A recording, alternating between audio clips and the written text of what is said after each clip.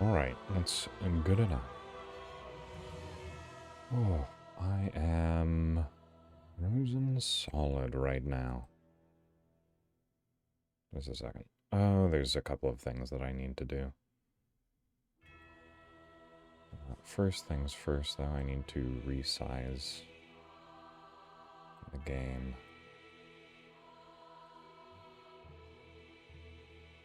Because I play this and Switch games through the same capture setting.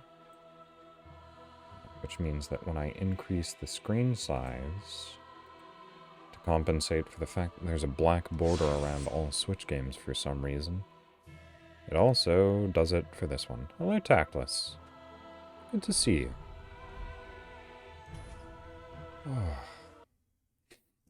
I do wish I actually just had a proper thermometer in this room. Oh. Okay. It was taking a little while for the audio to kick in. Alright. So that I could actually, like, tell the proper temperature in here, but it is unfathomably cold. Not unfathomably. I can fathom the temperature. And like I said in my going live tweet, it feels like it's around 5 degrees Celsius. No exaggeration. I'm wearing a full jacket. I don't actually have any gloves, so my hands are getting chilly. And my nose is cold, very cold.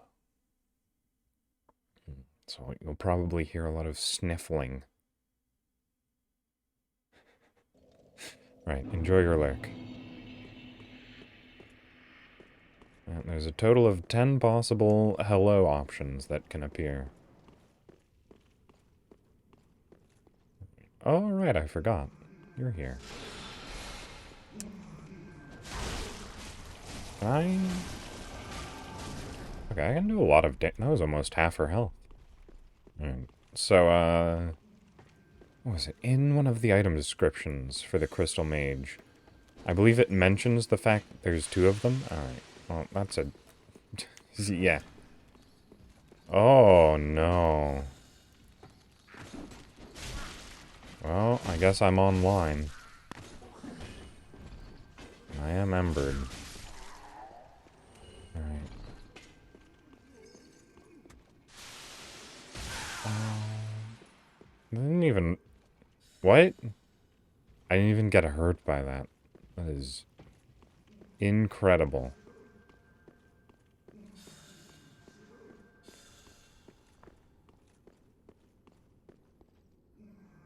That really did just sort of tickle me a little bit, huh?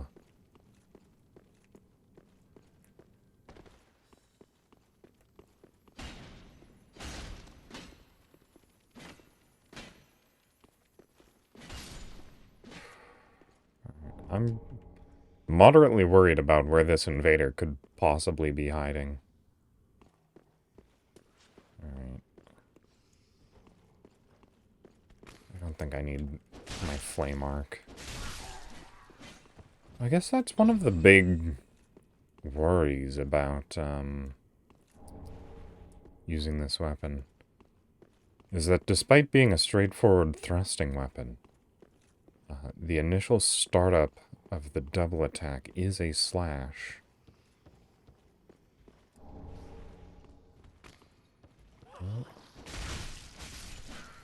Which means if you're too near something, well, I can see you.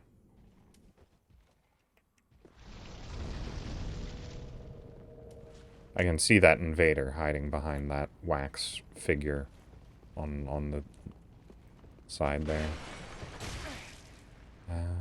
Yeah, there they go. Hey.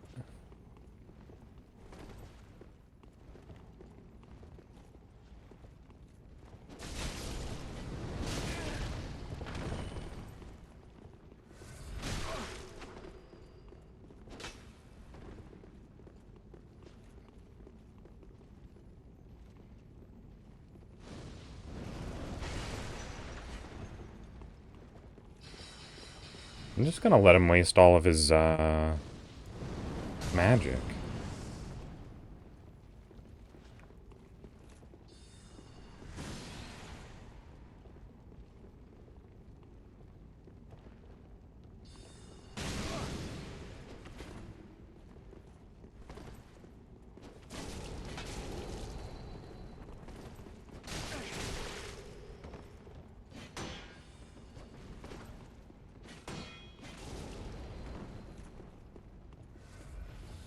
Alright.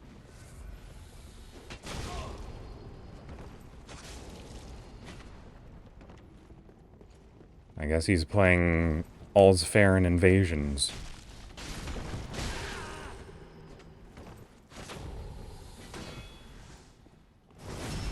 Well, that's what you get.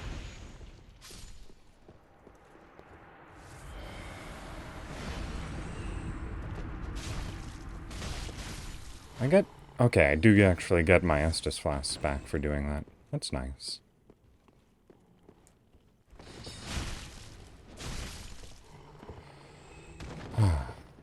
So, here's one of the weirder things in this game.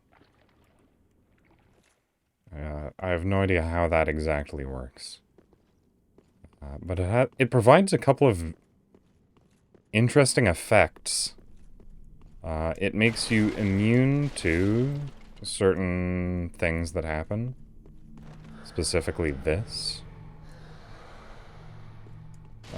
If you are not wearing the wax head, that'll cause you to get cursed.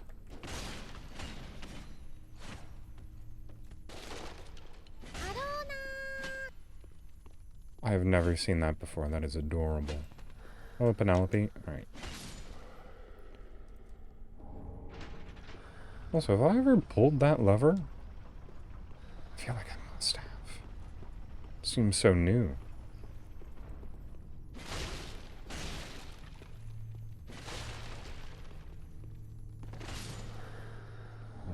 What was I saying? Oh yeah, and I think the wax on your head also makes you weak to fire damage? Oh my god, wait.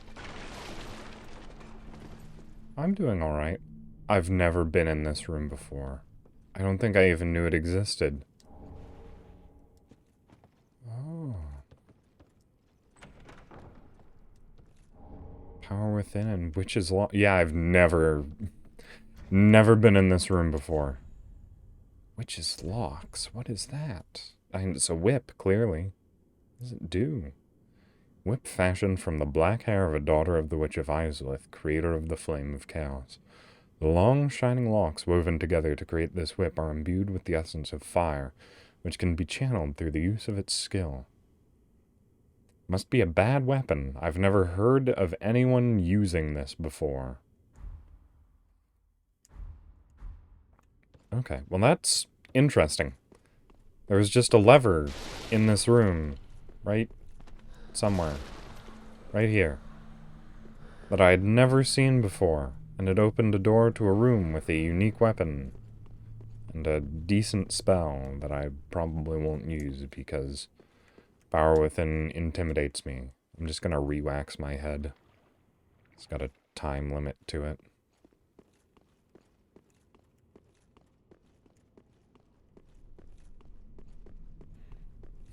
And I think taking fire damage speeds up how fast the wax melts off of your head. Alright, I just couldn't lock onto you for the longest time.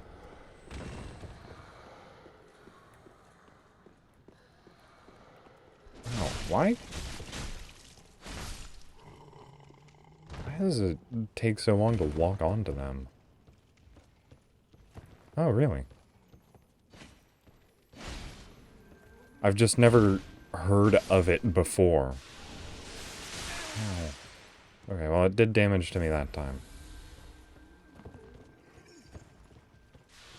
I'd be inclined to look at it, but I've already so heavily committed to, what was it, the Twin Spears, that I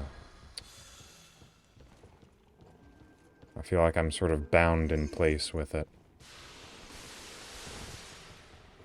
Yeah, but that wouldn't stop, like, the super serious PvP people. Ooh.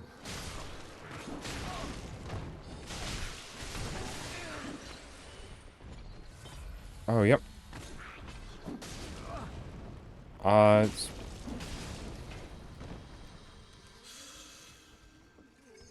Get up, get up. I don't know how I survived that. I think it's because of weird physics stuff. But I am A-okay with that. Unfortunately, the wax has been knocked off of my noggin. I think there's another pool up here. Yeah, there is.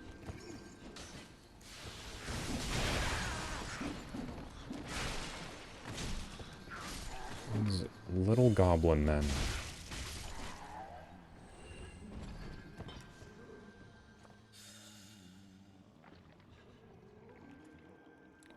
Caster needs to go.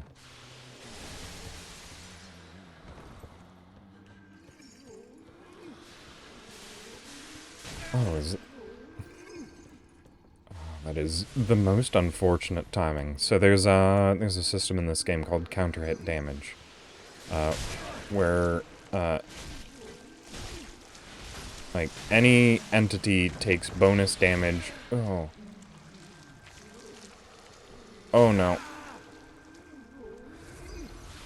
Yeah, they take bonus damage if they're in the process of running or doing something. Oh my.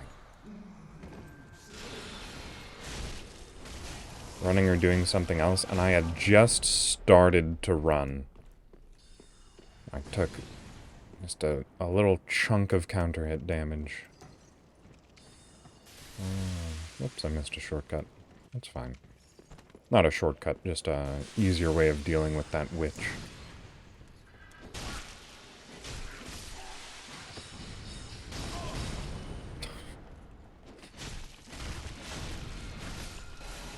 Oh my goodness. I'm just narrowly dodging death constantly in this zone. Oop, alright.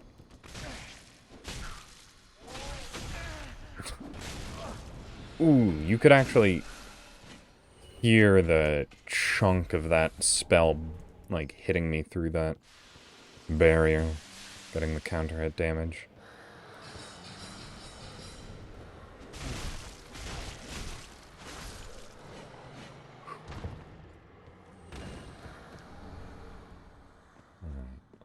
So there is an illusory wall right here.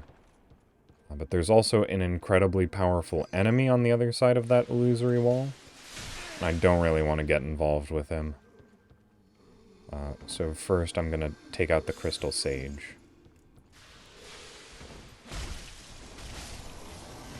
There we go. And for my troubles, I got a book.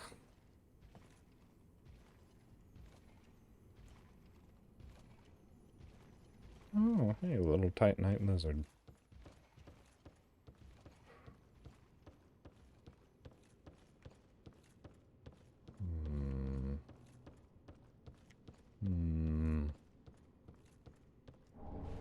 I could go and try and take on that enemy behind the illusory wall. But given how well it went last time I challenged an enemy of that type, I feel like I'd just die very quickly. Ooh, Scholar's Robes. Okay, well, my wax head fell off. So yeah, that means I'm definitely not going to go fight that guy. Because if I remember correctly, there are plenty of cursed books in there. Right. I might want to take that fall in a second if I don't remember what... Ah, this is actually a shortcut. So, perfect timing. This is actually a shortcut that you have to go down to activate it. It's not one you can just send the elevator first. Oh, I will take a drink. And here we go. Shortcut down to the very bottom of the library.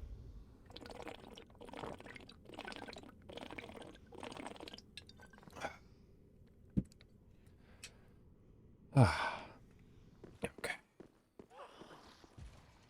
So that's a very convenient shortcut. I'm glad I did that first, because I'm never very certain of the layout of this building.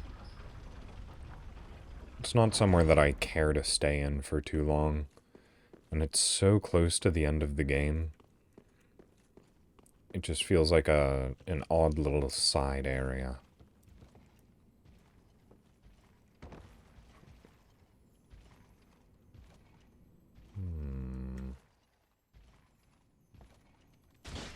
Ooh. I'm actually really...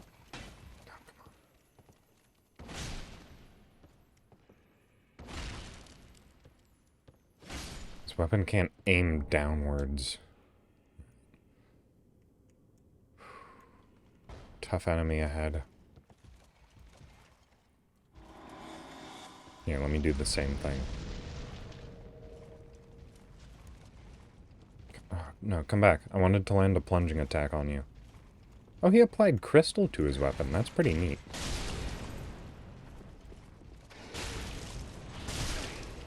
Yeah, I can't be doing that in this narrow hallway.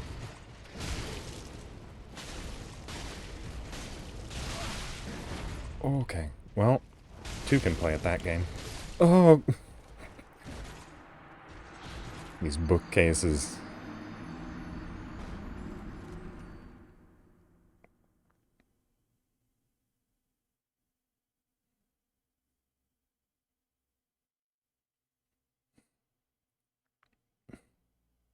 I think my only chance was really just to back up and heal. At least I'm not embered anymore, so I don't have to deal with invaders. I do dare say that I handled that last invader particularly well. Oh, and a stretch. I'll get that. Right now.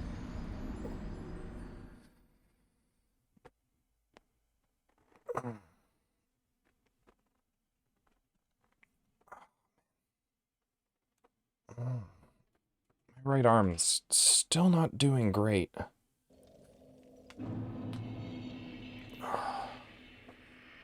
I think it might also have something to do with, my, sleeping situation. Because I have not had a proper bed for around a week now. It's probably starting to negatively affect my health.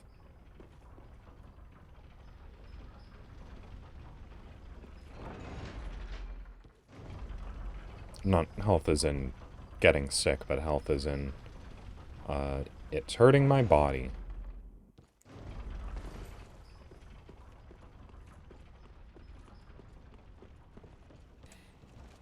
Yeah.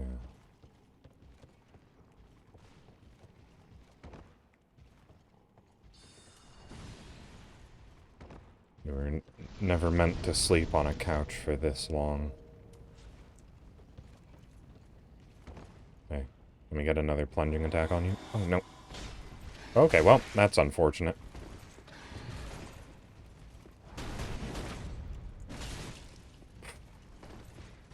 What a guard.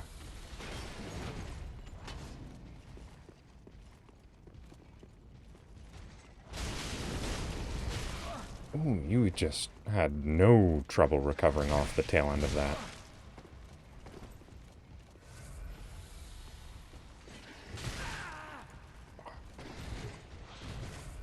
He is just a better spearsman than I am.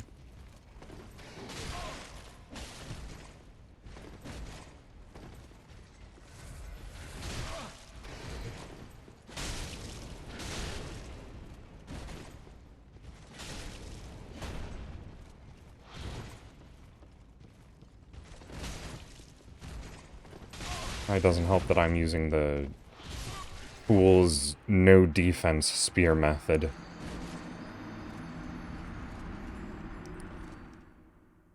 Entirely offense-based.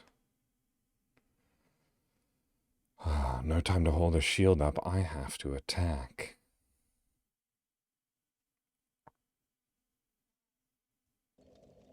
It is also in an environment that very directly benefits him over myself.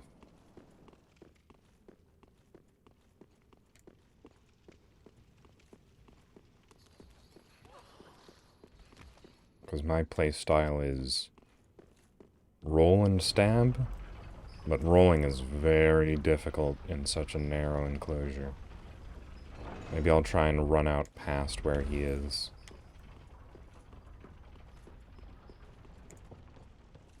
I also don't remember too much about the environment down here, so maybe I'm running into a death trap, who knows. I need to stop doing that.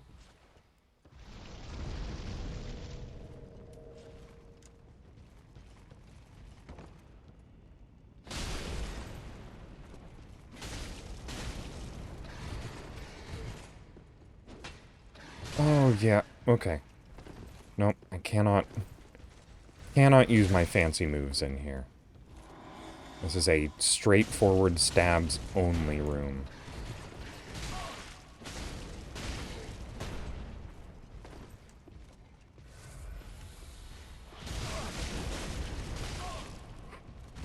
Okay.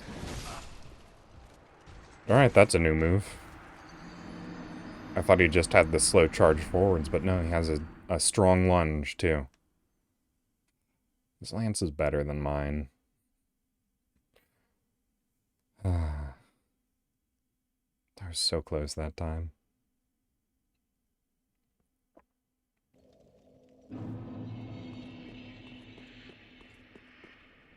Maybe I should just learn when to give up. Because the time, if not already here, is fast approaching.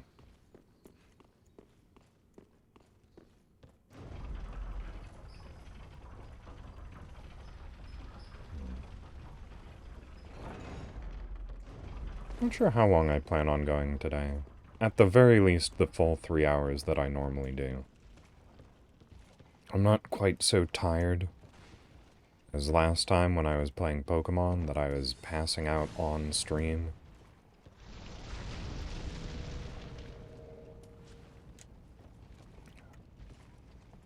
But also my sleep has been atrocious. Oh no.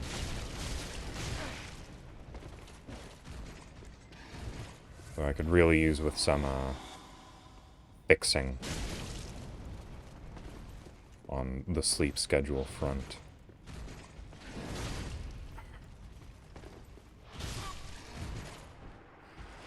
Alright. What I'm gonna do... That's the area leading up to the shortcut, right? Yeah, okay. So I'm going to take out the thralls, aggro him, and then jump down there into an area that is much wider open. So that I don't have to fight him in the narrowest of hallways. Just need to have a game plan going forwards. Don't spook the thrall, wait for his buddy to fall off of the ceiling. Come on. And maybe take a couple steps forwards. No? Where's your friend? You guys were attacking me as a pair. Come on down. Don't feel shy. Ooh, he fell fast enough to break my lock on. Alright.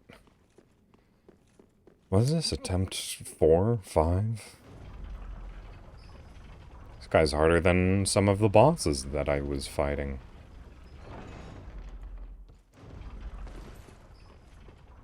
I took out the dancer in one try. Come on.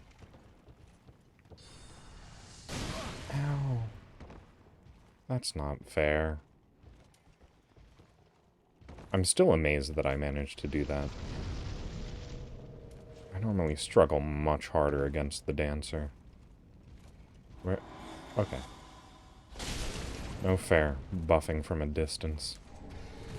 Alright, it's a chunk. That's nice. Come on down. Oh, he's actually coming. Okay, I thought he might be locked up there. Alright, come fight me out in the open. Here we go.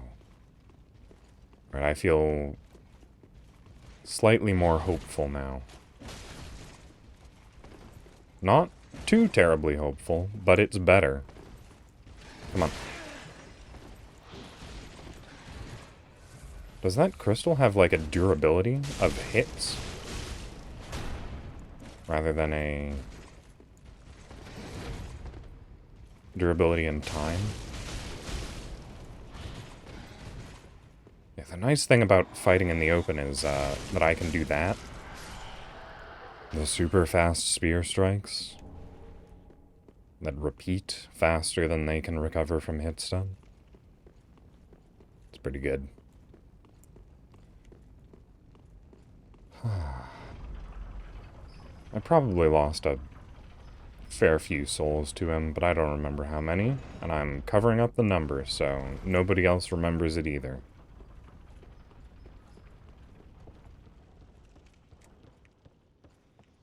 You know what, I should probably stop covering the number. Let me just drop down here and... Da-da-da-da-da. There we go. Revealed. Like I only dropped 5,000 souls. And he gives me Crystal Chime. That's actually pretty nice. If I were still a caster.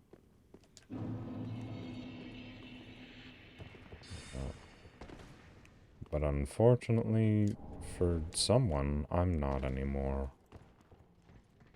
Possibly me. This area here is actually the main reason that I wanted to be a caster.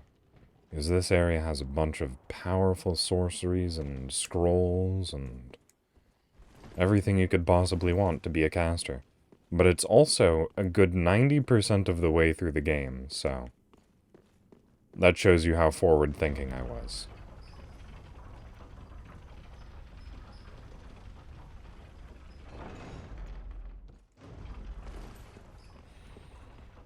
Okay, I could go up to the right, which I think is actually, like, the critical path.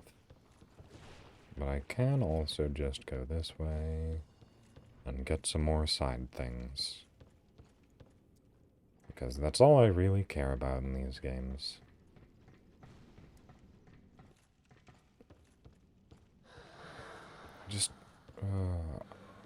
I just want a world to explore that I don't already know. Alright, here we go. Oh, time to have a bad time.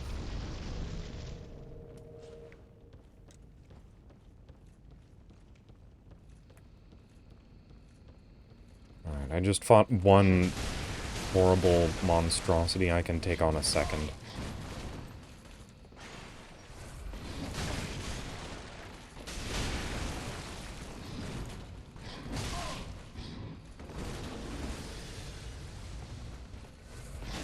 Ooh, my drink was slow coming out.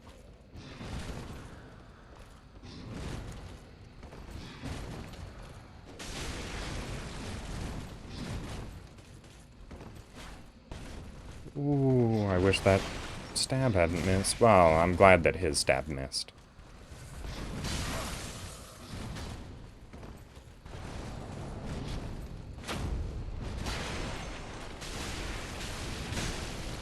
Okay, there we go. Oh, I'm actually very, very surprised I managed to get that kill.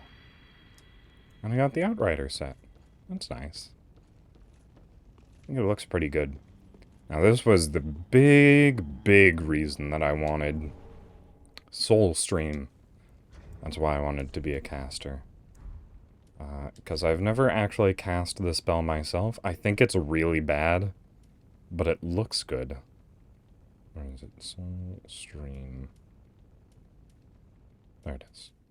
It takes 45 whole intelligence. Sorcery imparted by the first of the scholars. When Lothric and the Grand Archives were but young, fires a torrential volley of souls. The first of the scholars doubted the linking of the fire, and was alleged to be a private mentor to the royal prince. So basically, what that spell does, if you are familiar with the anime Dragon Ball Z, is that it just shoots a Kamehameha wave. And it's really nice looking, but also it does not do enough damage to justify its cost. And also it's really slow, and it leaves you extremely vulnerable. But it looks very nice. The one really good thing I did see with it is, when 3 people who are all mages... Whoa. I just saw this in a video a while back. But like a trio of mages all used it on the same invader at once.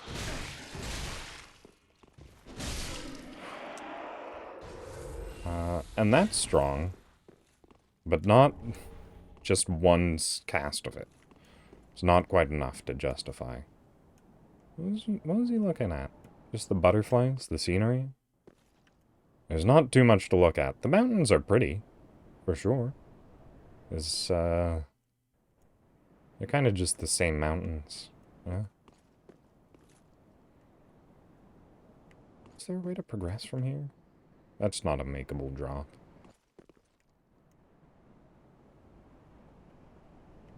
Oh, I guess there's nothing.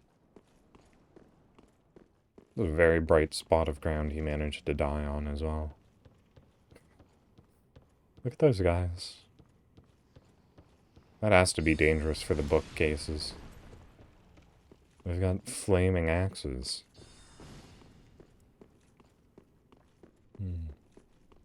I was going to ask, I wonder why those axes never go out, but we are in a magical library.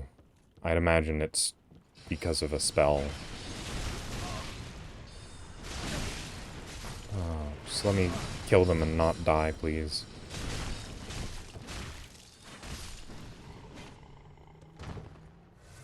Thank you. Oh no.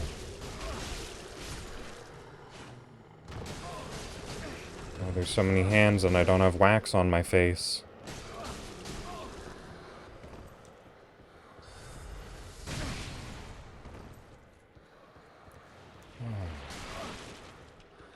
Little wax-headed scholar.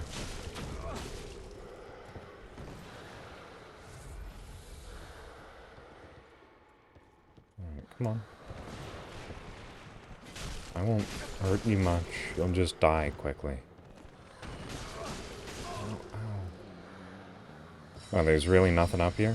Just an excuse to get hit by that guy? It was well worth the climb.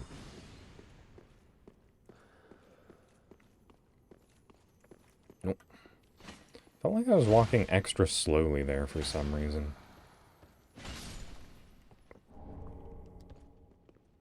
There really is just no convenient way to reapply wax to your head. Oh no. I'm about to get cursed. Do I have any purging stones? I have one.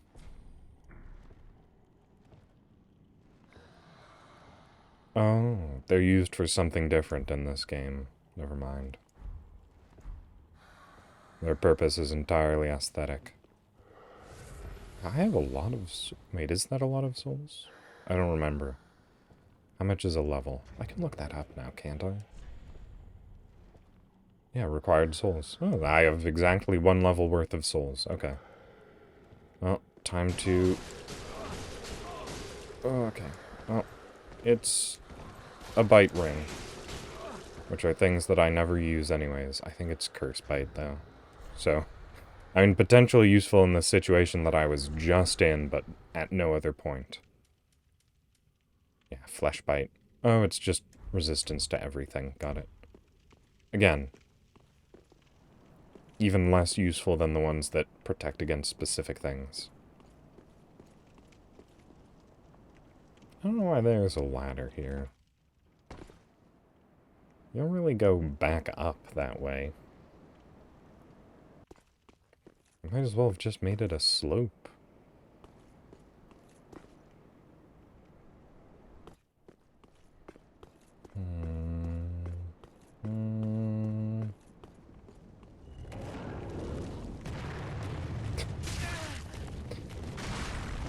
Missed the ground by a couple of feet there.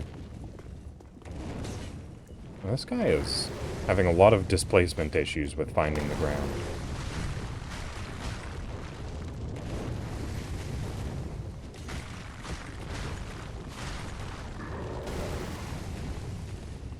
I'm actually very surprised that I have managed to do this without too much damage. Well, okay, there we go. I was going to say without damage, but I didn't want to say that before the fight was finished.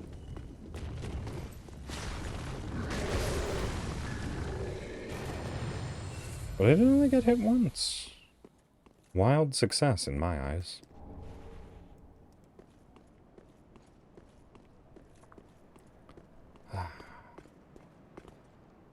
There are a couple other gargoyles.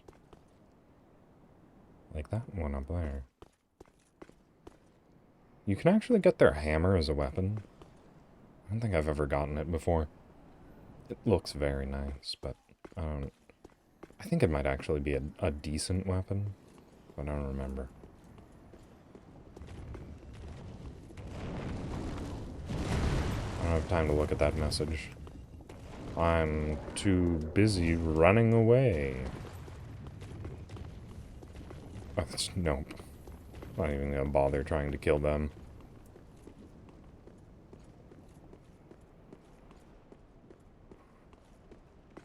Right. And here you can just drop back to where you started. I guess it's neat that it's there. Makes the level feel a lot more winding. Right, here we go. I think you might actually be someone that I want to fight. Oh, never mind. Looks like I entirely forgot why that area is no fun.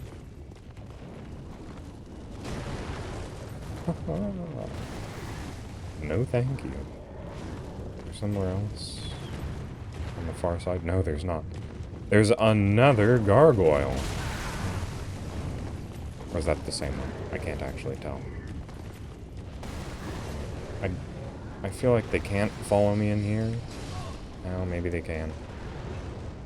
Okay, no, it looks like they're stuck outside.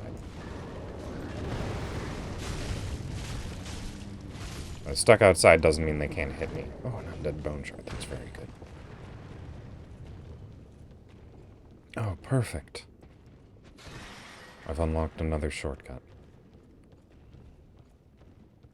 I'm all out of Estus. Oh, this is a high panic environment. Oh, and there's also the gank squad out there. Everybody's favorite Dark Souls 2 reference. Come on down. Ow.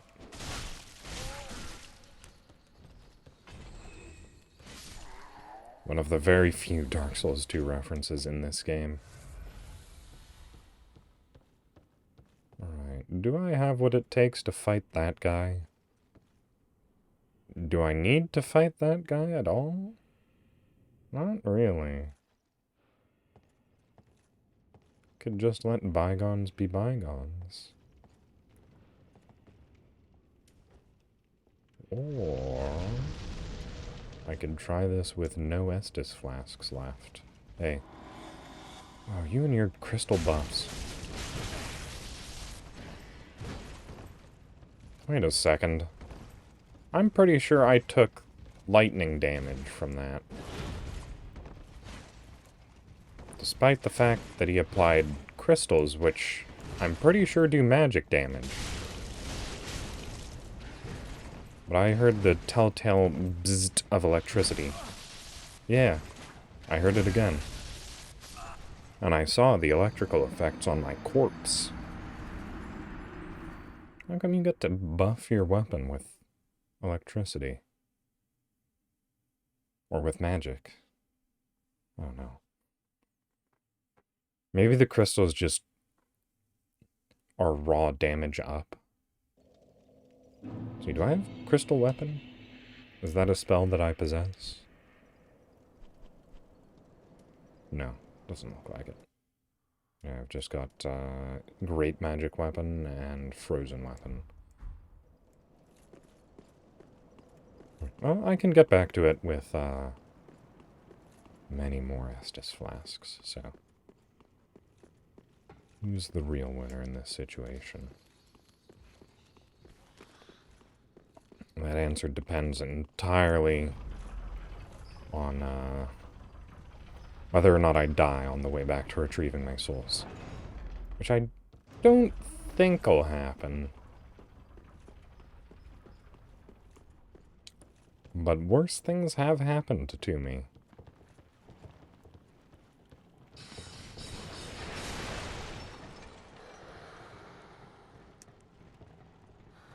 Oh, and you guys can't really cast all the way up here, right? Sure hope not.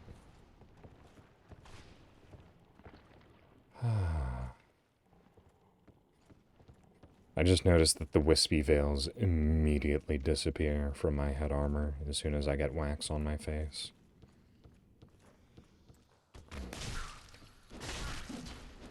Oh, I just continued to try and do that for far longer than I should have.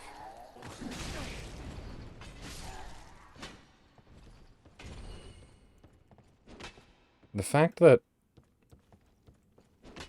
the slash interrupts your stab is just oh so painful.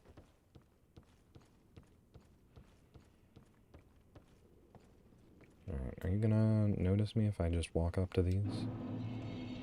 Good. You gonna notice me when I loudly apply fire to my weapon? No? Good. Can I backstab you? Oh, I tried.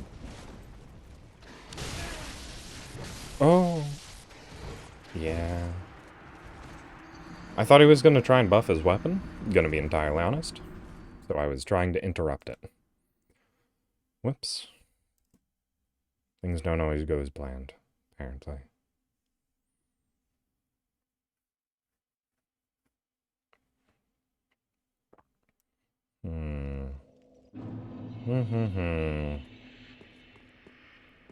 I guess I'll just keep going. There's no real reason not to.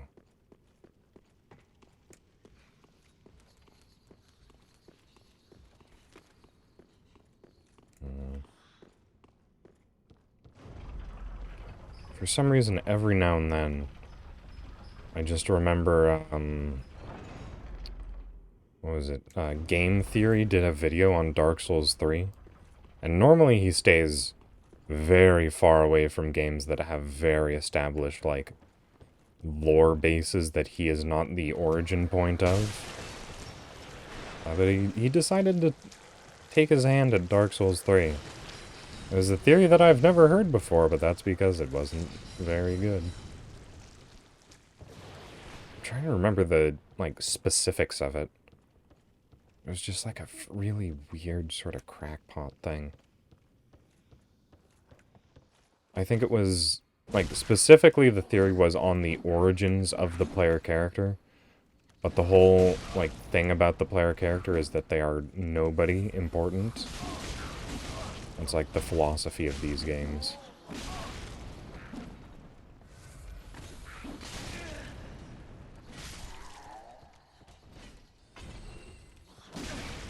Oh no, stop, stop. You guys are not going to be the ones that stop me from getting my souls back.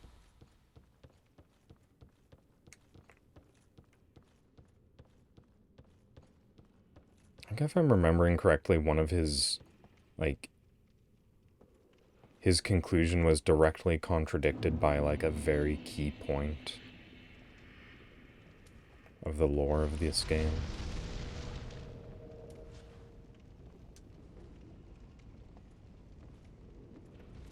Oh, thank goodness.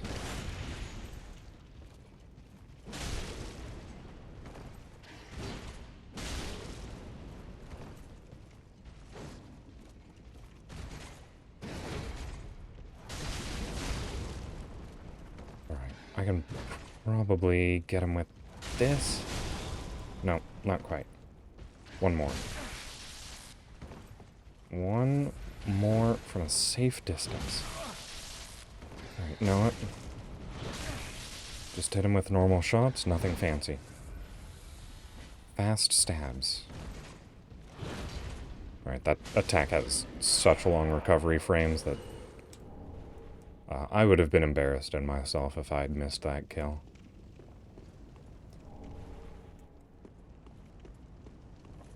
Oh, hey! It's that area. with the gargoyles that I didn't fight. That's really it? Just a couple of chunks? Okay, well, it's not terrible, but I already have a fully upgraded weapon, so... Alright, drink time.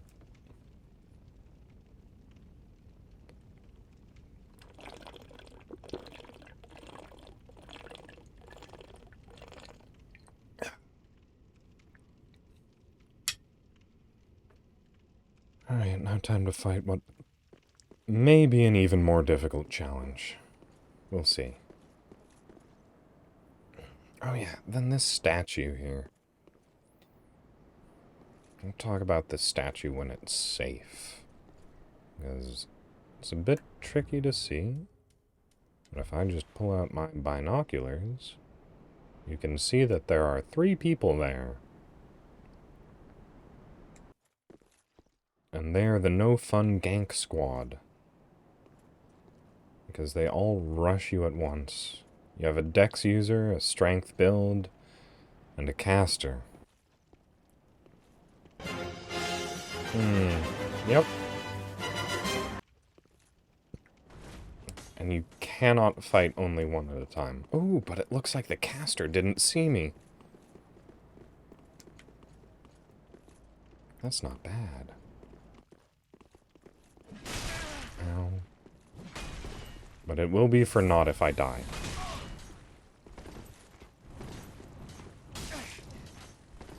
Wow, I did...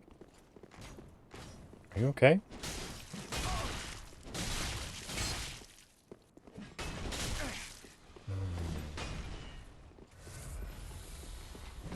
And the Dex guy also actually has, like, a really good weapon. Okay, the caster saw me.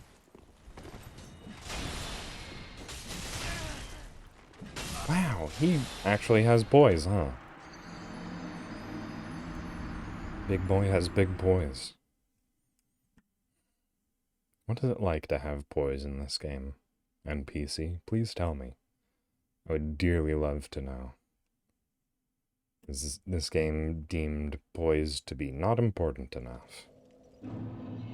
For mere plebeian players like myself.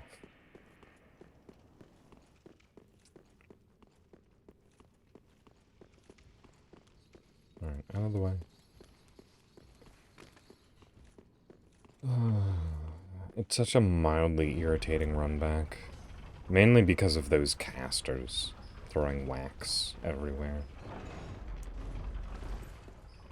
I could probably just kill them and be done with that. But also there's curse books all over the place, so...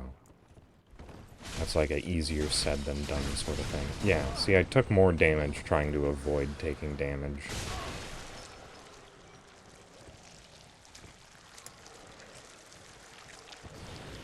And now I'm covered in wax and I walk slowly. Only lasts a few seconds, though. It's also not a bad look. The waxed effect. Oh, well, now it's gone. I guess it sort of just whites out your texture.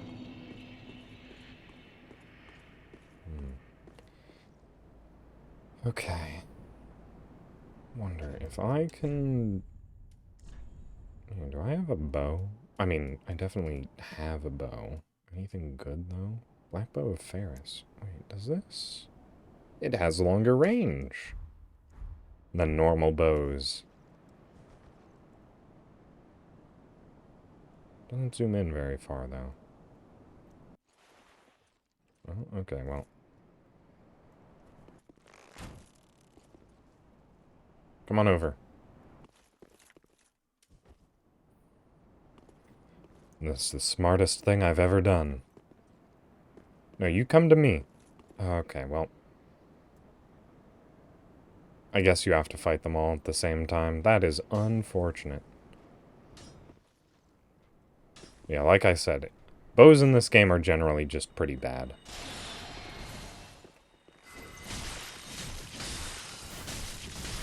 If I can just kill the mage, that would be wonderful.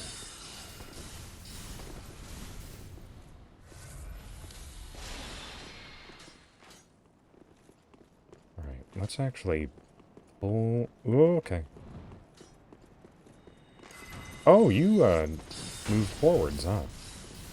Oh, and you also used an Estus flask, okay.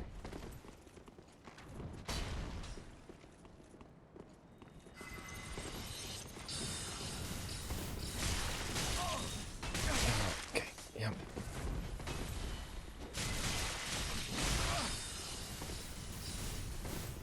Where's the strength guy? There he is, okay.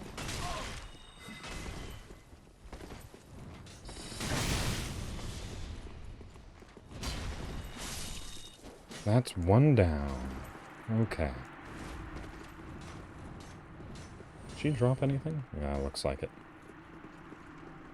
Gotta collect that. Oh, that katana moveset's so nice.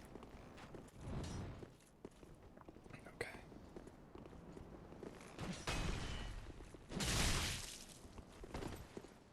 Alright, let's just chip at them from a distance.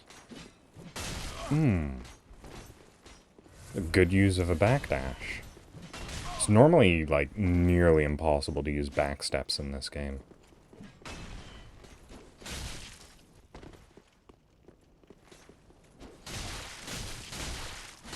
Because no one would ever just willingly stand still in combat.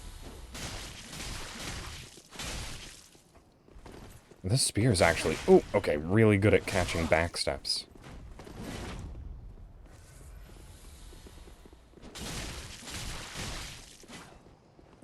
Just barely. Oh, and he's out of Estus. This actually seems like a perfect time to do this.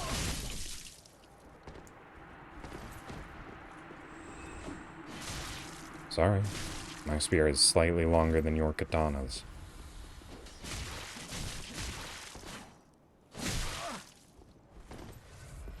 Alright, well.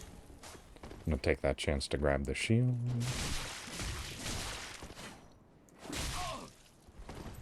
Oh. Well, you may be out of Estus. I've got plenty. That move is so nice. I'll be able to do it.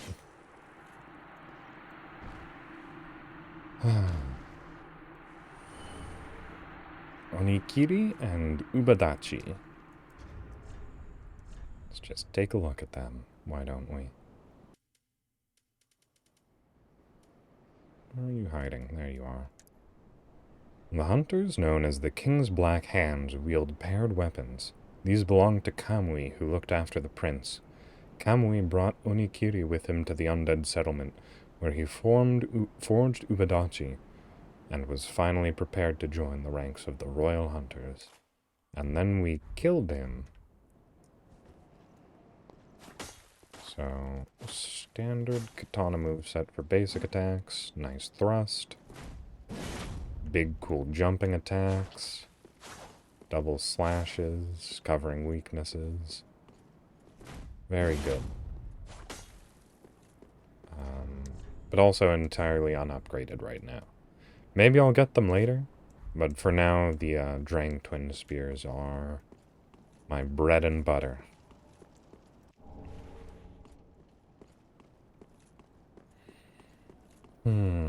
I wonder if they'll have a different system for increasing your focus points. Oh, right. The door's just open.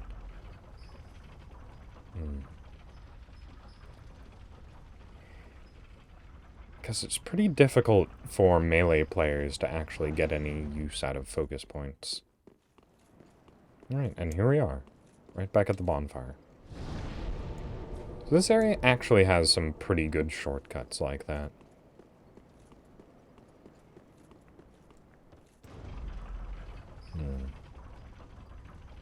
What was it? I was watching a video earlier. As I so often do. There's not much else that I do with my time other than watch other people's stuff. But it was on a guy who was, I forget what the direct context was, but he was talking about some responses that he made to a video where he was talking about how good Dark Souls 3 was, in which people were voicing their complaints with Dark Souls 3. And one of the complaints, which is one that I also hold, is that this game is way too linear. And also, look at those cool boys up there. I'm gonna die if I have to fight them fairly. Which is why I won't.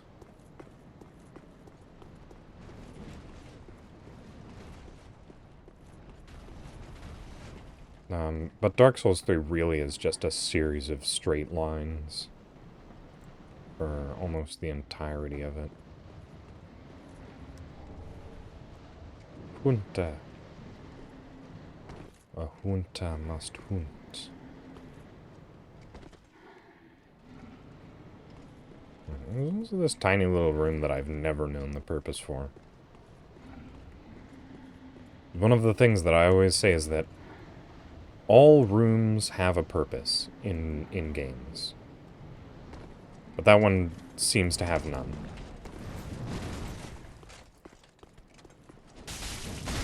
Oh. Yeah, so the other ones have been called winged knights, but they haven't had wings. They've just had little, like, tufts of feathers where wings would be. But these guys have full-blown feathers. Ow. Oh, I tried to do a backstab there, but I pressed the wrong button. There we go.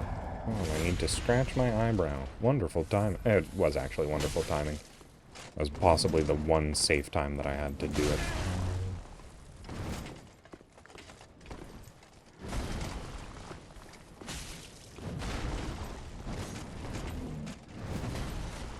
There's one other angel that's sort of roaming around. Oh, yep, there he comes. Alright, come on. Fly further to me. I do not want to deal with that guy.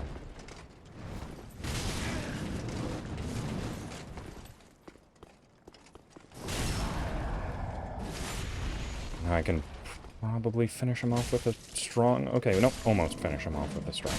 Ow. Oh, I got a winged knight halberd out of that. I already have one, so... Not exactly the strongest.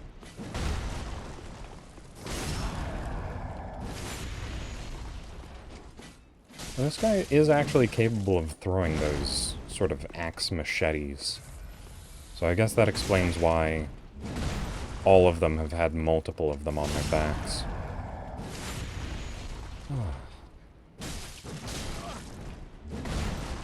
This one's actually a bit weaker than the normal version of them with the axe machetes. Because the real reason that I feared the other ones was because of how fast their attacks came out. But that guy sort of just, you know, he flopped up in the air. Oh, and a stretch. Alright. Can do. I should probably put an audio cue on that. Ooh, my right shoulder.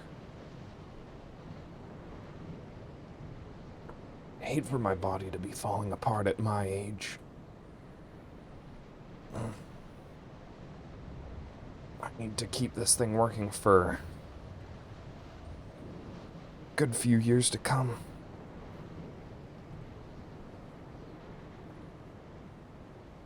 Alright. Do I want to fight the last one? I have so many souls on me. Almost 3 entire levels. And I'm pretty sure these guys just respawn, and there's no benefit to killing them. But I'm gonna do it.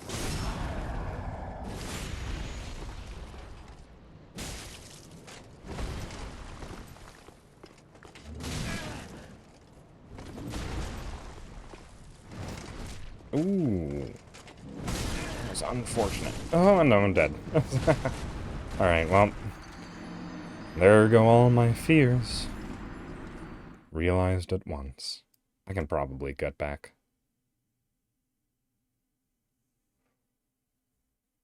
And you kind of have to in this game. There's no, like, proper stealth. It's only calm walking.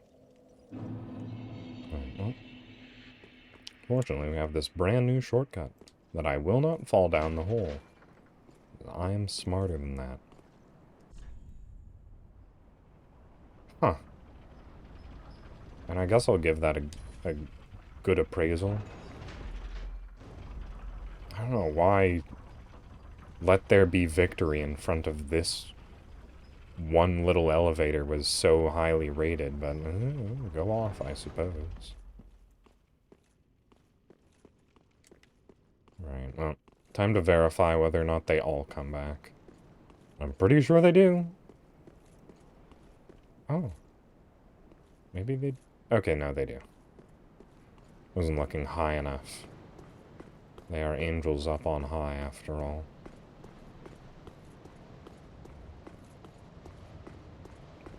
Well, I believe if I enter through this door, I should be right at my blood stain. Yep, there it is. So now I can just ignore the angels and walk through this door here.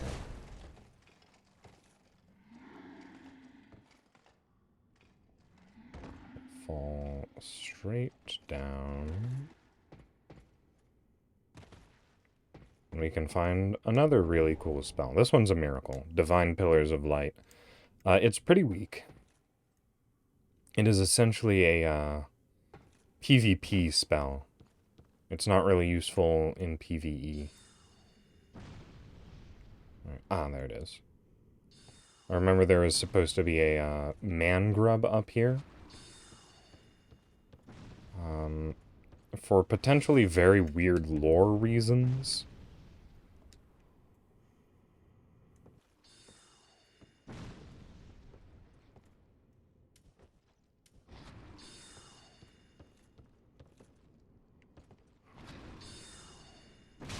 Oh, because it oh no, oh no.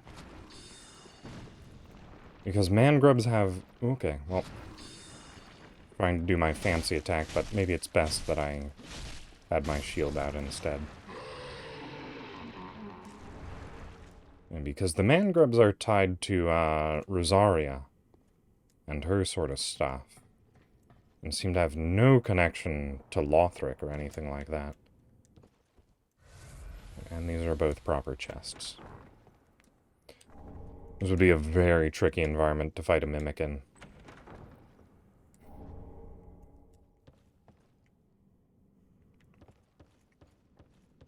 Oh, does this connect onto the rest of the, like, main area?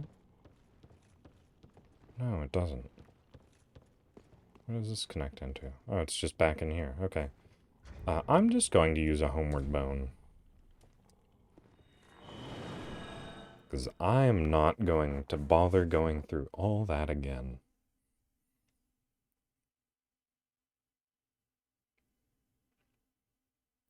And I probably should have spent these souls that I got earlier.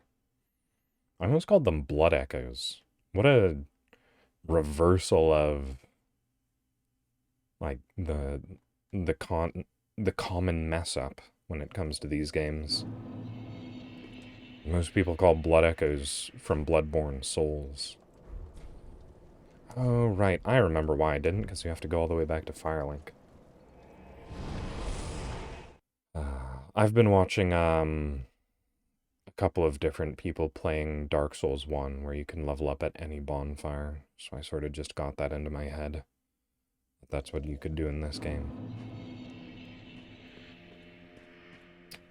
No. Very well. Then take. We have to come all the way back here to the Handmaiden. Right. What do I really want at this point? I guess health. Yeah? No, actually, let me see if it's increasing by a constant. So it's going up by 18 points. Almost 18. A bit less, like 17.9 or something. Alright. Oh, I think that means I'm past the soft cap. Farewell, But I can still go a bit higher. Alright, let's also come visit Andre the blacksmith. Well, that is good one. Oh, right. For some reason, I just haven't found a single Titanite shard in this game. Forgot about that. Alright. And yeah, okay, these guys do follow the standard upgrade path. That is unfortunate. I don't know how I have encountered next to no normal Titanite shards. But I've got plenty of large shards and chunks. It's so backwards of what is standard in these games. Oh, but the Witch's Locks is increased using, Twinkling. I could bring it out to test. Although it does actually have pretty terrible scaling. It's not for my build, that's for sure. This is for a caster, which I am no longer. Pretty be careful, I don't want. Let's just take a look. I'd like to see what it looks like in action. The Witch's Locks. Alright, let's get somewhere reasonably safe. Just sort of over here, away from the Firekeeper. Well, this seems to have pretty short range for a whip. Interesting. It's very fast. Alright, it's just blocking. Ooh, that takes a lot of time. Can it chain into anything? Doesn't seem like it. Alright, let's... Huh. Interesting. Oh, that's the strong. Strong two-handed is the straight vertical. This seems to be a better weapon when it's one-handed, actually. It's neat, but I don't think I'll be using it. Maybe later. In a different time. Okay. The only thing I really have left there is the walkway up to the boss of that area. So, time to take a couple of detours. Let's just do a side area, why not? To the dungeons.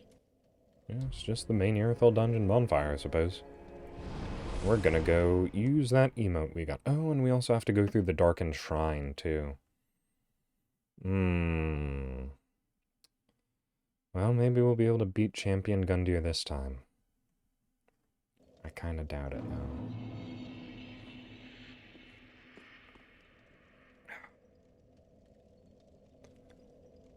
No matter which one we do, if we go to Champion Gundyr or the other area that I'm going to now, we have two of the hardest bosses in the game to contend with.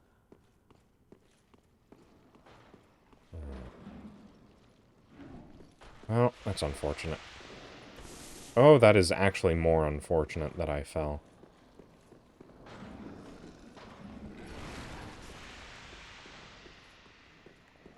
Oh, wait a second. Well, it reminded me to get this thing. I don't actually remember if that's any good, but... Oh. I don't know what it gives me.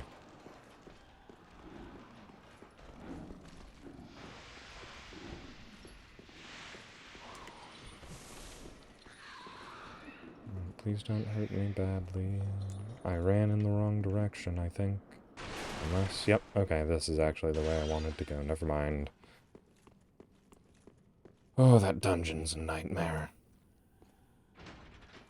Well, I won't have to worry about it anymore. Unless someone comes up from behind and kills me. No? Good.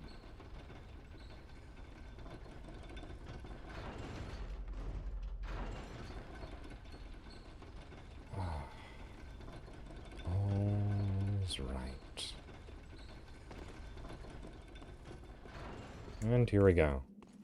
So, if you somehow manage to remember that there's a whole bunch of people and corpses and stuff in this area that are all sitting in a somewhat recognizable pose, you would know you are meant to stand on this piece of cloth and pull out a very specific gesture that you got in an entirely unrelated area and use it. And then just wait for a couple seconds. Because this game doesn't like to be straightforward.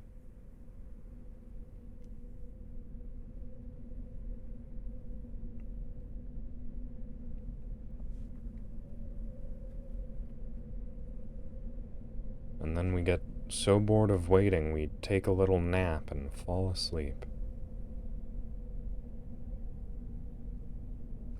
You know.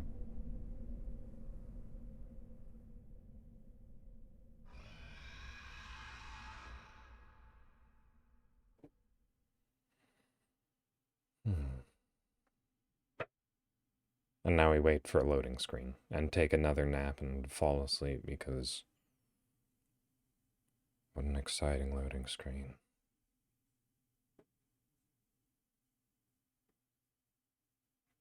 Drake Blood.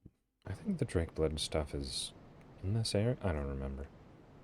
Alright, here we are. We're just on a cliff. It's a pretty nice zone. It's got some nice aesthetic stuff going on. I mean, once we actually get to the zone proper and we aren't just in the craggy wastelands.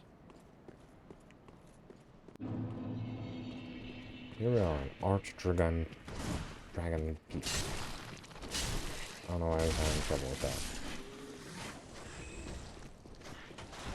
Oh, hey, another man serpent.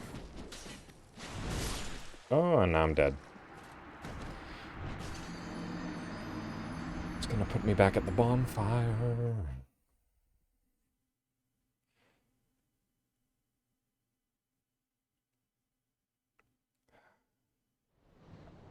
Oh no, it's not. Oh, thank goodness.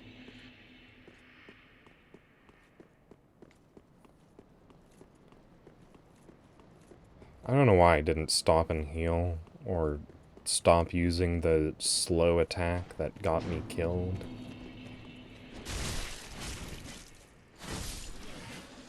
That's nice.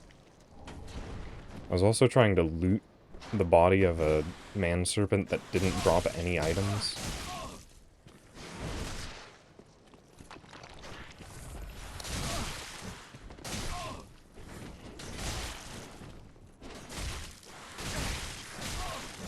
So one of the big problems that I have is that I'll just sort of stand there and allow myself to get hit because I just think, okay, I'll hit them when I'm done taking the damage. Instead of getting out of the way. Because getting out of the way would take too much effort, I suppose. That's a shortcut for nothing and no one. No. I will dodge the attacks. I'm not happy.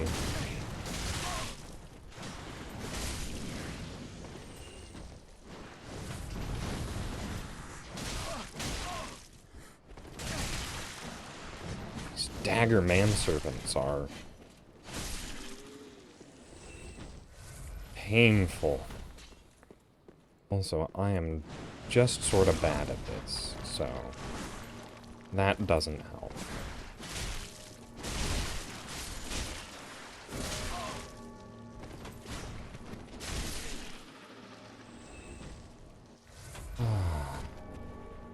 Okay.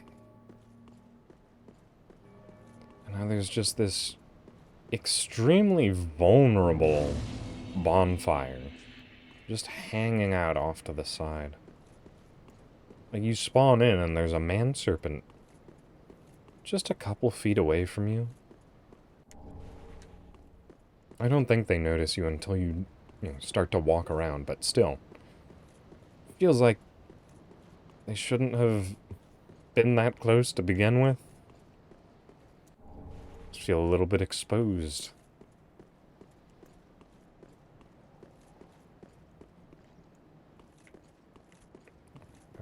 Okay, yes, there is a big threatening man serpent. Oh. Absolutely refuse to let me lock onto the correct one. I love how this game occasionally will do that. Where it just refuses to lock onto the nearest enemy because they haven't been activated yet. I don't think I can backstab these guys. So I'm just going to charge up a strong attack. Oh, you're so strong. Oh, so scary. Ow. I wasn't saying that in jest. I know my tone sounded sarcastic. These guys are genuinely pretty terrifying.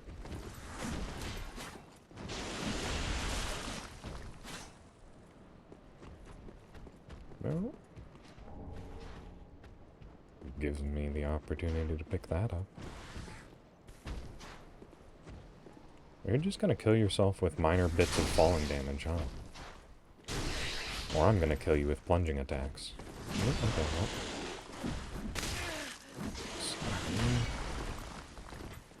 That attack was so unexpected. It came out so fast.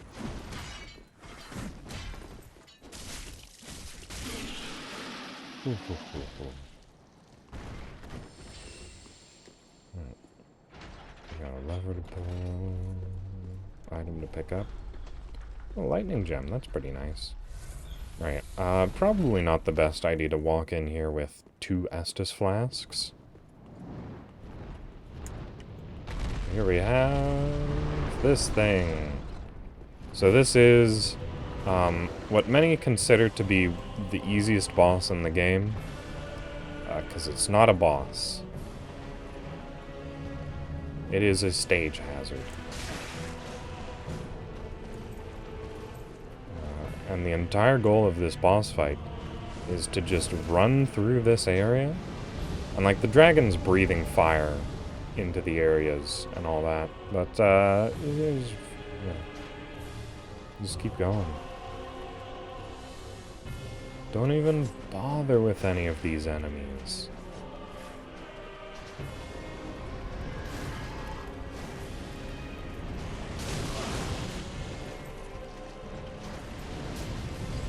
All you really need to do is just keep running. They can't really hit you that hard. They even provide that helpful little area there that you can hide behind. And now the dragon will stay standing in that exact same place forever because... Let me just let him breathe fire one more time. And now he resets. And pop. Weston Dragon. Yeah, he looks cool.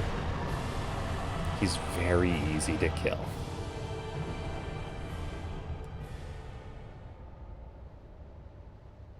Ta-da! We did it. Apparently there was actually meant to be another dragon boss that you can fight in this zone, but it got cut for time.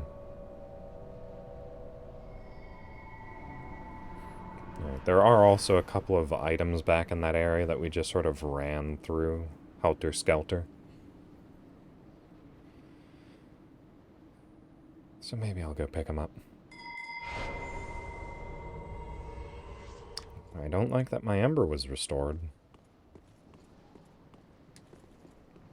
And also, that was a lot of souls.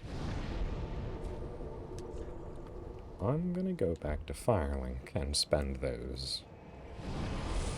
Right. I should also definitely go and talk to the mage whose name I am forgetting.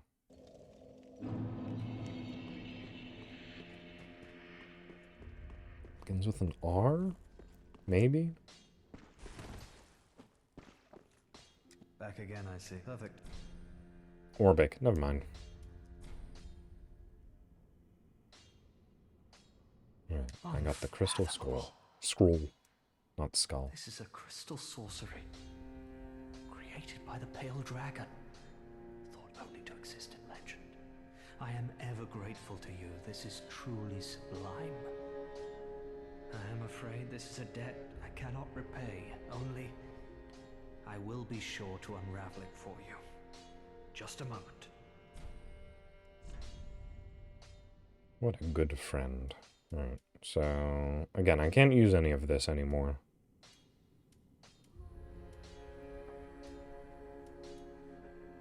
But that did give us... Okay, let's actually take a look at Crystal Magic Weapon. What does this do? Further sharpens magic weapon via crystallization. So yeah, it is magic, right? Does it apply magic damage? Because if so, I am baffled as to how it was put onto lightning swords. Because you're not supposed to be able to do that. Come again. I won't.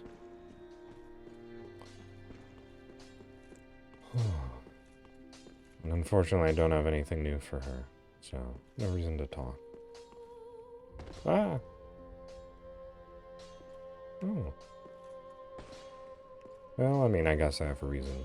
Ah, hello again. Thank goodness. Yes. Yes. You require my sorceries, I presume? Still can't give you this? You. How could you? Oh. I know. I know. Oh, she will take it. I owe my life to you. Fine then.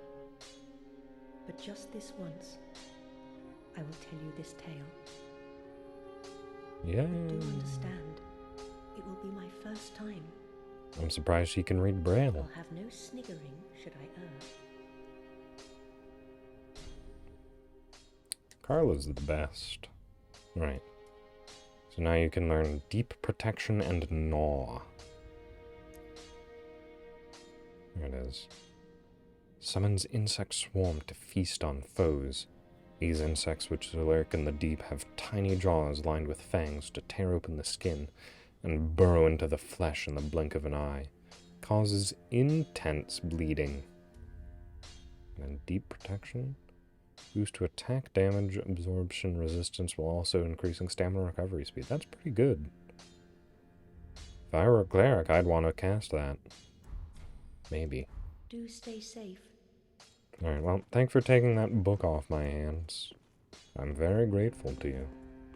I might have accidentally given it to the proper cleric. Who is somewhere where I will never go again, because I don't need miracles.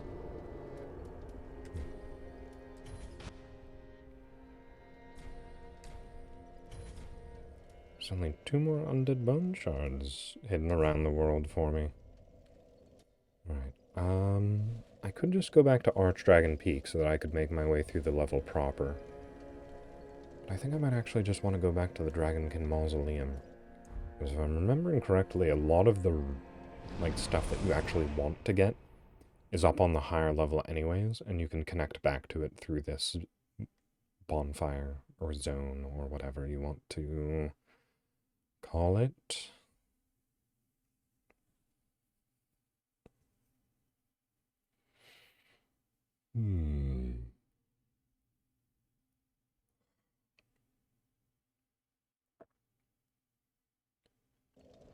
I hope I don't get any sleepier. Yeah, because that door there is the zone. Okay, well. There's that bell sound, which is caused by the bell-ringing woman. Or the bell-ringing snake woman, specifically. And it summoned help. So we need this snake woman dead. Alright, there's the help.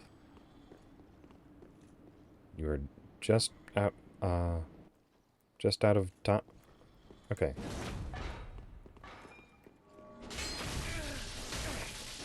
Okay. It's actually pretty interesting that these guys have lightning weapons. So these are the Drake Blood Knights.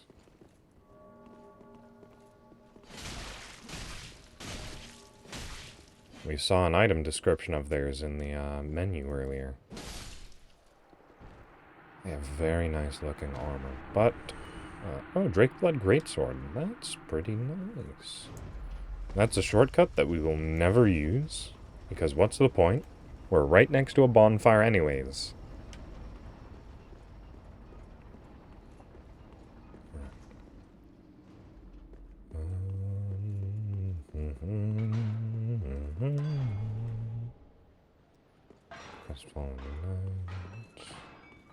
Alright, that's the way forwards.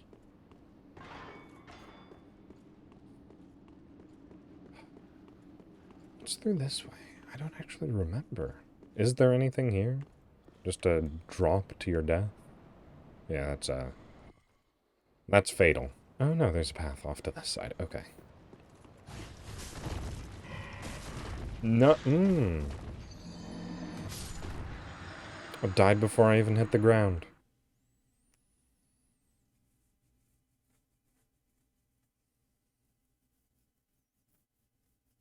I don't know why he followed me too. It's a bit overzealous, really. Alright, well, time to rush my way back to the Dragon Caster.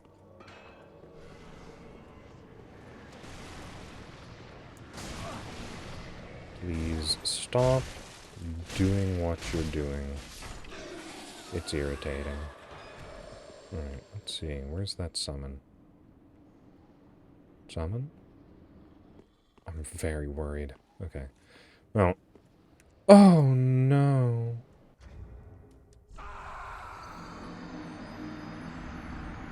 Why'd I send that back down? I know that's useless. Why'd I send it?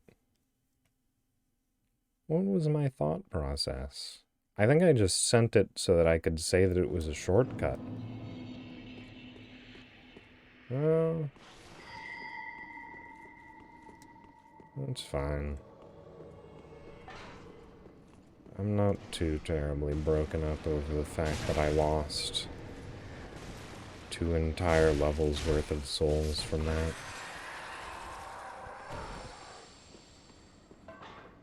I'm just kind of irritated. Let me pull that lever so that I don't have to deal with that again.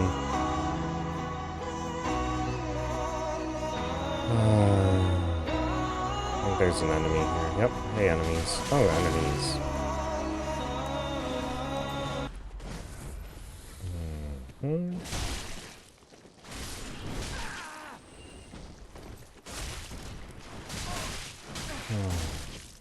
The only thing I can't protect myself from is gravity.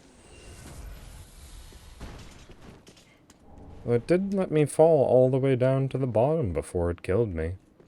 That was pretty generous. Unlike that guy that just unceremoniously shoved me off a cliff.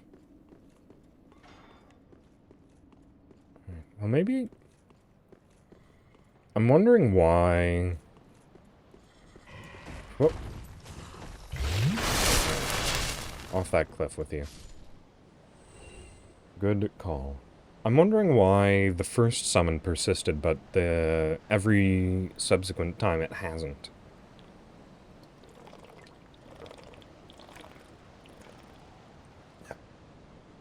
I'm guessing it has something to do with the fact that I got the Drake Blood Greatsword off of the first one that died. So everything else has been kind of secondary to that. Yeah. Oh, there it is. Okay, never mind. They just haven't been as persistent in the chase.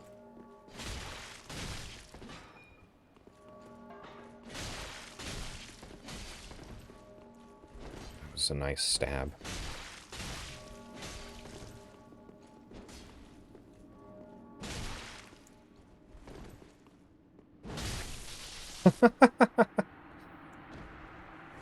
No, That was actually pretty nice. The double... What is it? Oh, it has a name. Cross counter, that's it. Dragon Slayer Spear. That's the Spear of Ornstein from the first game, and also Ornstein from the second game. Be wary of left. Why, you don't say.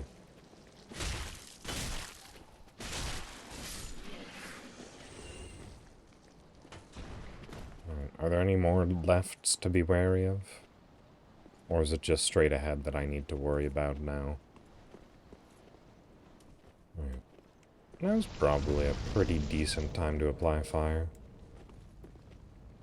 Yeah, they, sort of their thing.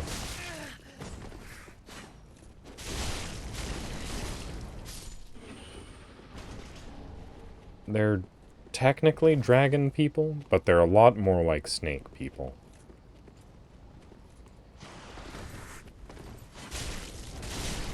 Although, in this world, serpents and dragons are sometimes interchangeable.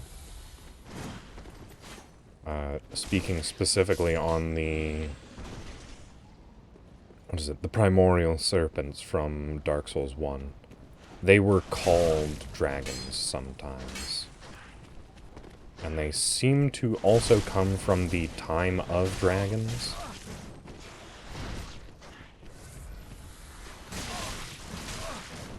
Because they are primordial. Or if at least not if from the age of dragons, then from the time immediately following that. Oh. Yeah, I sort of thought that that was a, you know, a parry pose. Oh, wow. It's 2 times now. I don't think you can escape from that dodge, or that grab. I thought I got hit by another parry there. Yeah, they've got the big floppy mustaches. Apparently they used to actually be enemies, the primordial serpents. Oh, hey.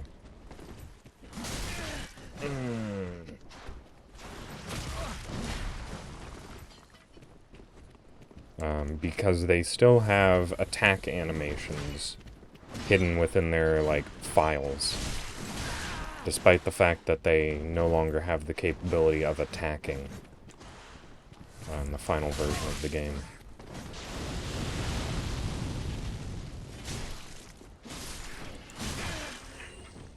Hit so hard. Oh, that's a dead end, huh?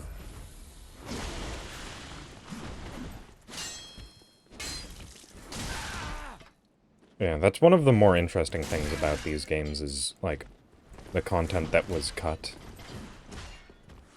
Okay, time to just run.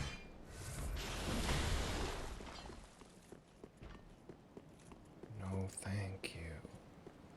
I will not be dealing with your nonsense any longer.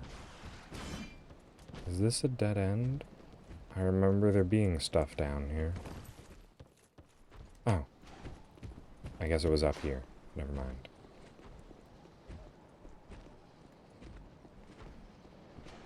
Ooh.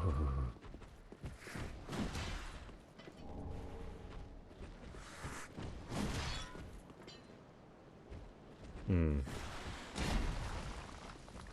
know, that might also be why they have the animation of eating you.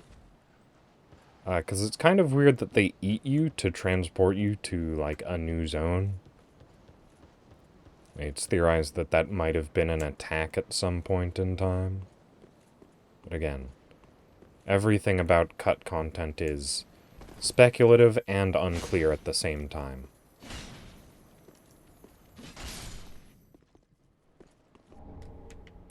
Oh, and there's actually one thing that I forgot to do earlier. Which is to get the most useless ring in the game, statistically. It provides no benefit whatsoever. In fact, literally all it does is provide detriment, because it's a joke. Legitimately. Hey. Ow. Ow. Oh, these dopey little lizards.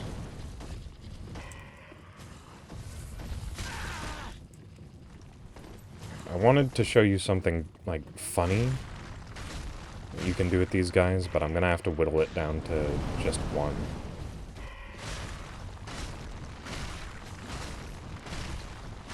They're so resistant to damage. Right. You aren't gonna do anything, right? Right. So if you kick them, they roll so far. Huh. Huh. Oh, nope. Missed my kick. It's just kind of funny. It's not really good because they actually have decent drops, so you don't really want to kill them. Oh no. I'm out of Estus. By kicking them off, like, the edge of buildings and stuff.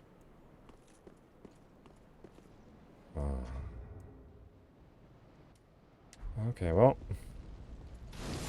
I guess it's time for a full heal. Yeah, they're pretty similar to roly-polies, or pillbugs. Whatever they are called in whatever region of the world you happen to be in.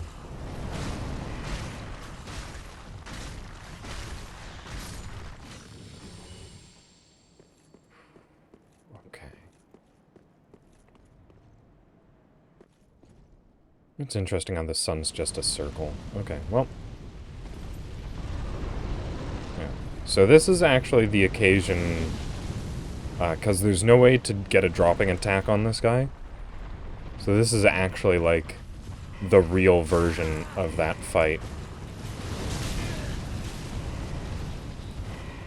If you want to take two. But I kind of don't, so I'm just going to run away.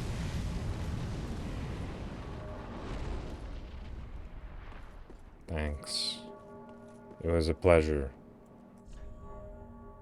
Coal required ahead. Time for happiness. Don't know what that means. There's a summoner. In these games, honestly, yes. So there's this guy here. He is somewhat familiar from the earlier games. Okay, but not entire. Oh no! No! No! No! No! No! No! No! No! No! No! No! Why? Why does the failed Estus drinking animation take so long?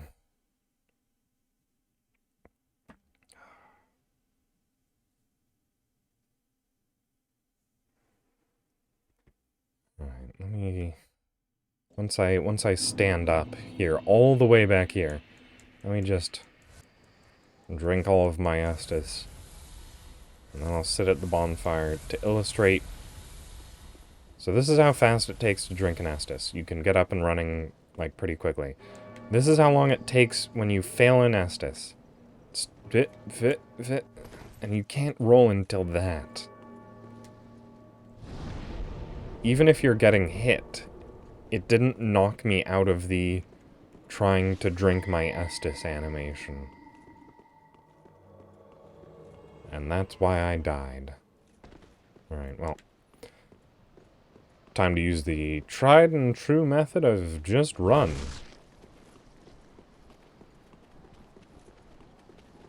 Yeah.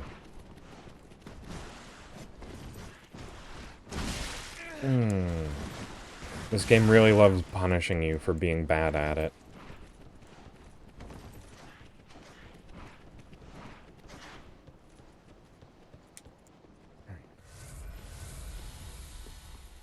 Ah, and see, we've made it all the way here. And we've only used 2 Estus. We have gained 0 souls. Ow. Ow. Oh no, I'm trapped.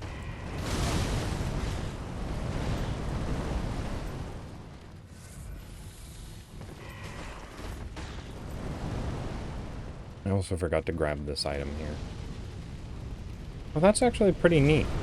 But, they directly show the shadow of the dragon. also there's this path here that I just remembered, which is the safer way to get up here, so you don't have to deal with the roly-poly rock boys. And here we go. I can go grab my souls and kill the snake lady in a slightly safer fashion.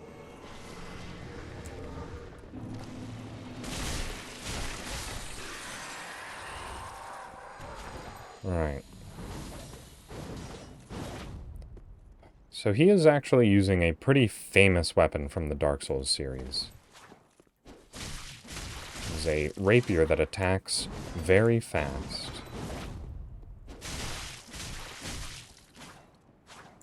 It's one of, like, a few named weapons in this game that has survived this long. And we should get it for killing him. Ricard's Rapier, all the way from Dark Souls 1. And it used to be just, like, a little bit fancy, but now it's very fancy. Okay. I probably should have just run through to get this. Yeah. It's, it sort of relies on the enemy walking into the attacks. Okay. I'm going to ignore the main path for a little bit. And run past this way.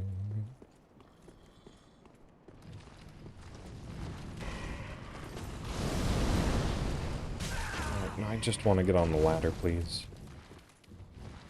Thanks. That's not fair. Oh, there's that dragon. And here's a dead dragon. And our good old friend. A very rocky individual. Probably not the actual person. Since that armor was apparently sort of mass manufactured.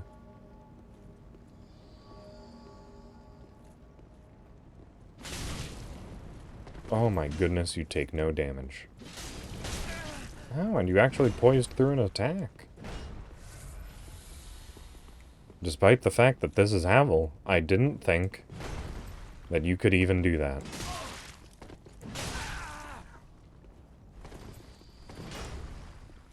Alright, so Havel's actually gotten a lot stronger in his time since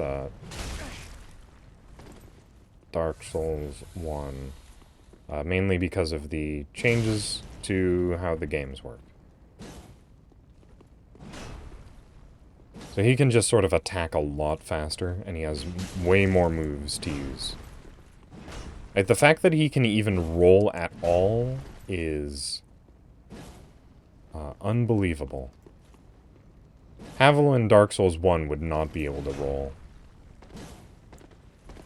It's actually not a stick. It is a tooth.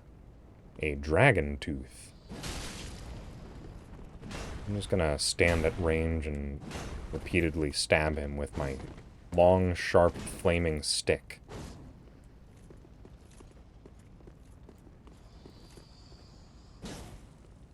Just like a real warrior would. Okay, slightly less flaming.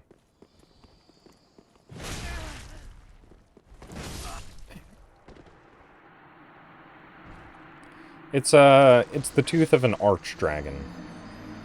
These are wyverns. Archdragons were much larger.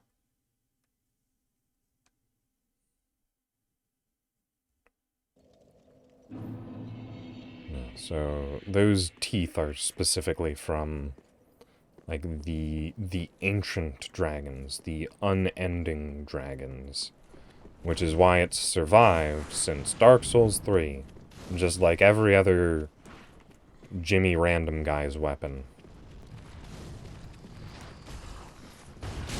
Oh, I just wanted to kick you off a cliff. Alright, fine. I'll just die then, I guess. That was all I wanted.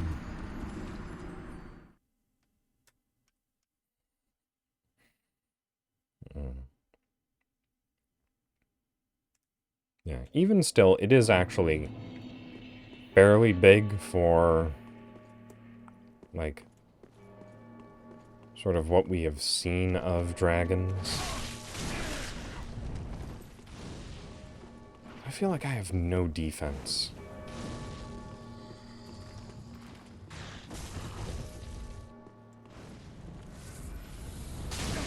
Which, I mean, is sort of true.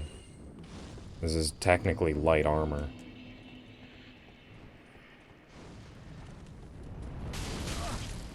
It's just, you know, I'm not taking too much damage fighting Havel. But I feel like I'm taking a lot of damage from those daggers. Right.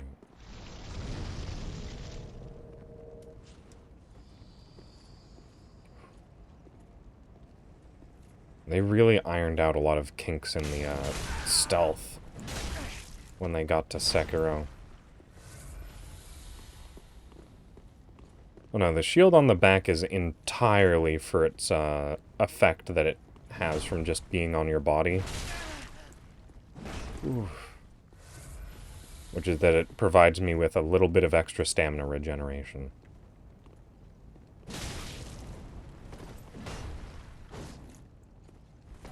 I wish I had a longer spear.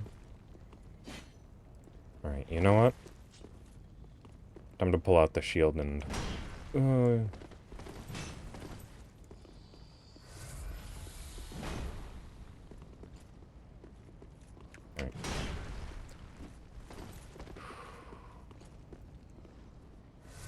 Alright, so there's actually like a little clanging sound whenever I'm missing these parries.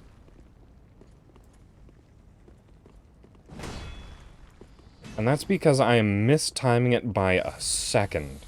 It reduces the damage slightly. And I'm pretty sure the reason is I'm getting the right timing on each of those parries. But because of the, like, half second of input delay that this game has going through the capture card,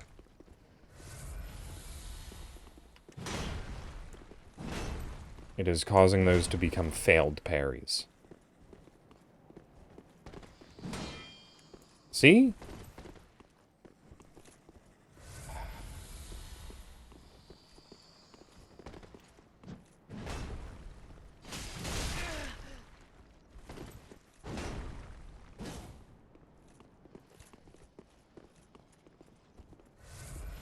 I'm getting failed parries basically every time. Come on. Again. I'm real good at getting failed parries.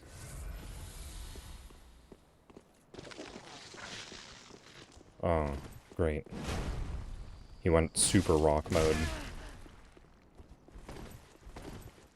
That means he doesn't even stagger when he gets hit, like, normally.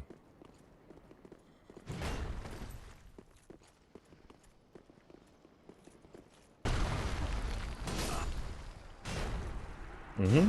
I heard the sound again. Okay, I guess I can't parry. Oh, this is gonna be a bit... I'm just thinking about this because I'm gonna be doing... No, he cannot roll.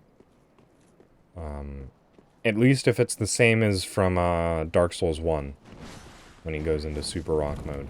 It increases your weight dramatically when you go into Rock mode in Dark Souls 1.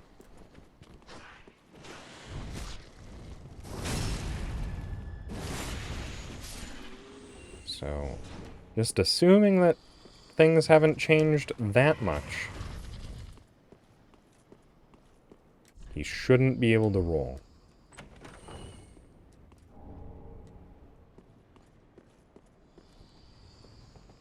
Right, and I don't know. Yeah, no, that's definitely a change. Because in Dark Souls 1, he had fat, heavy, slow rolls. Because he would try to roll in Dark Souls 1, but he would be very bad at it. Okay.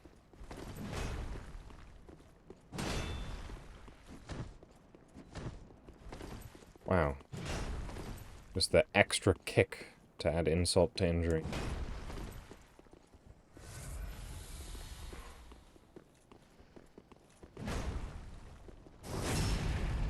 Alright, I think that might be the way to do this. Bait out his jumping attack.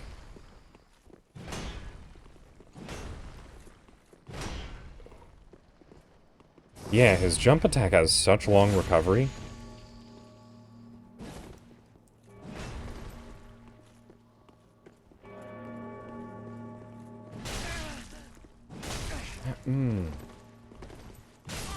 He's fighting me because he's an enemy. Havel's always been an enemy.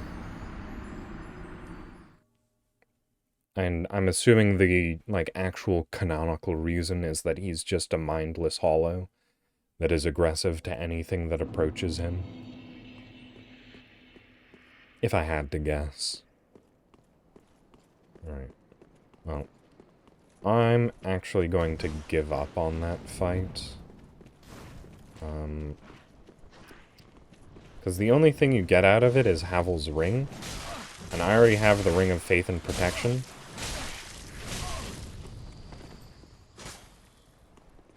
Which is basically just a better version of Havel's Ring.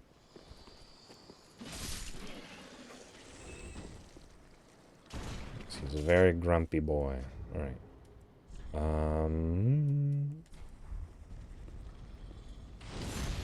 But I do want to be embered for this zone. For a very specific reason. I'm trying to remember where... Right, is this actually it here? Nope. Is that? No, that's not even a summon sign. Alright, I need to find a summon sign for an NPC. I think that's it. Yep, Hawkwood the Deserter. Here he is. It's the crestfallen warrior that was back at Firelink Shrine, but then suddenly disappeared for some reason.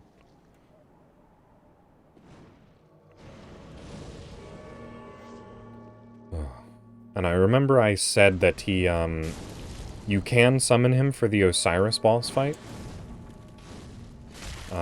And after the Osiris boss fight, you find the emote that lets you get into this zone. So that's how he knows how to get here. Which is pretty interesting. Like, they actually have a canon reason as to why this NPC is here.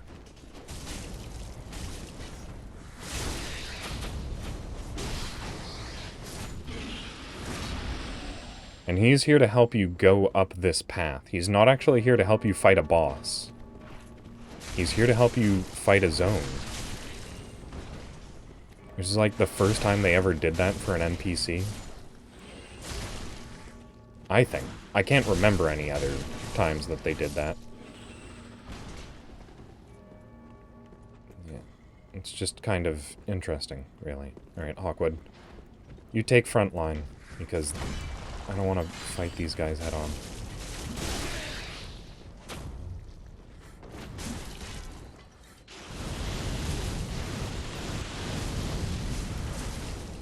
Yeah, without Hawkwood, this fight is a lot more difficult because you have two of the big hollows.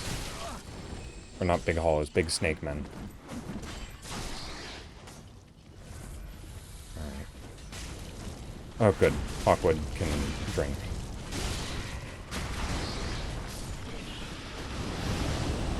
Oh no, don't die to that, Hawkwood. Please. Don't let me die to it either, though. Okay. Oh, right. And they actually just drop Titanite scales. Which is pretty nice. Alright. So then, you follow Hawkwood.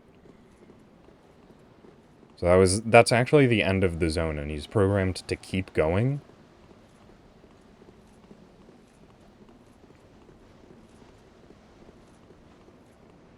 And then he does something really neat. He assumes the stance of the dragon, and then he disappears and returns home. So there's the corpse of an ancient dragon just on the side of that mountain. So that's probably, you know, the mouth that one of those teeth might have come from. It's definitely large enough. It is most definitely dead. It didn't, again, cut content. That thing used to be an enemy. It's capable of moving, but it is most definitely dead.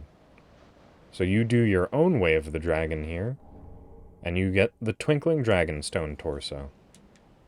Or Dragon Torso Stone.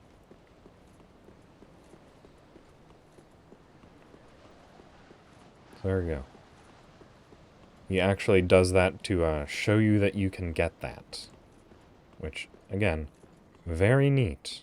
Cool detail.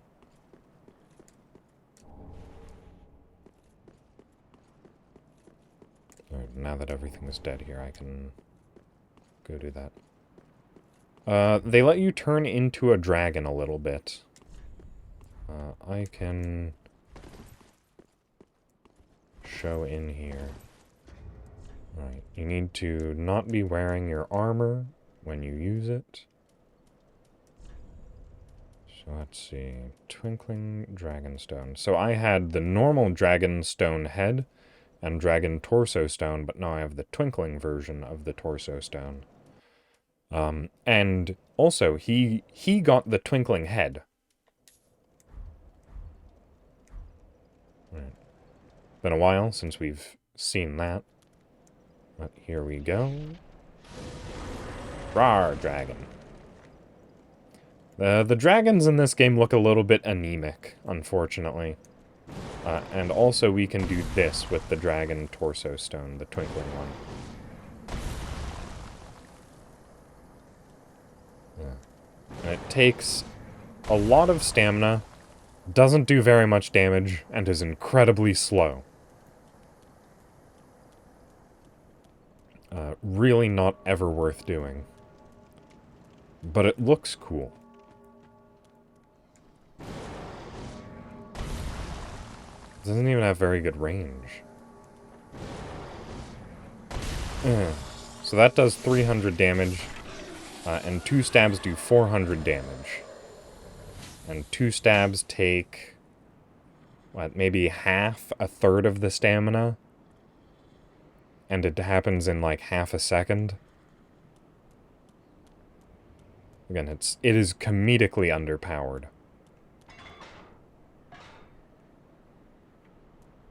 Yeah, that's the big problem with a lot of Dark Souls. It's got a bunch of very cool and very interesting things, but it's always so terribly inefficient to use them. Let's see, there's a couple of things that I still would like to do before finishing this zone. Yeah, and also the thing that you're sacrificing in order to use this ability is wearing any armor whatsoever. Which is a lot of defense lost. I don't actually remember. Yeah, so each stone does actually do something different. So there's this one, which is just a very quick roar. Possibly the most useful of all of them. And then finally there is this one, which is a Spit Hot Fire. Again, I don't actually remember how much damage this really does, realistically. But it doesn't take stamina at quite the same rate that a lot of other stuff does, so maybe it's useful. Oh hey, the dragon's back.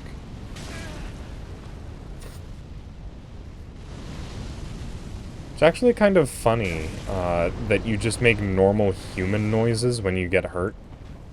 instead of, like, dragon noises. Oh.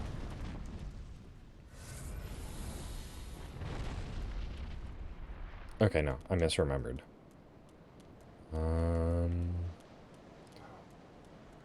There's somewhere that you can pray again. Here, let me...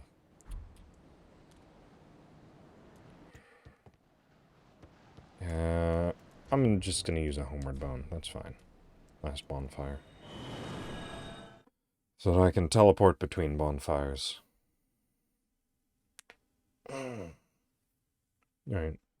We can actually do a little bit of experimentation. See how well the roar and the fire breath really work. Ah, stretch. And a drink. I really should think of an easy way to move that over.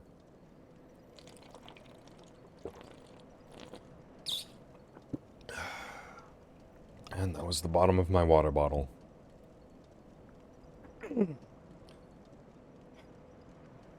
My right shoulder is in shambles.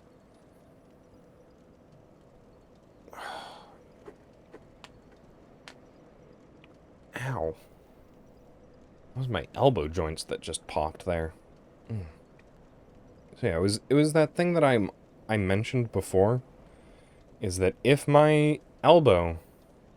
Yeah, that is the shoulder that I sleep on. I'm someone who sleeps on their side, and my right shoulder is the shoulder that I typically sleep on.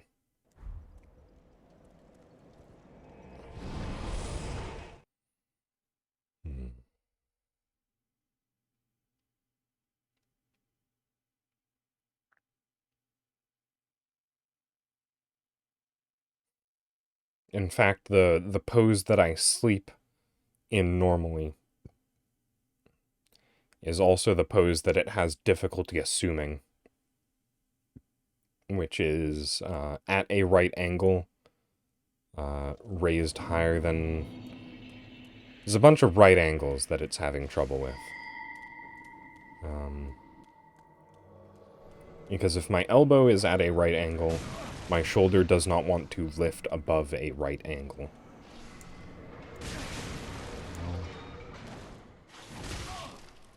Right. Dragon Torso Stone. Doesn't do any damage. Okay. Good to know. Dragon Breath. Ticks very slowly.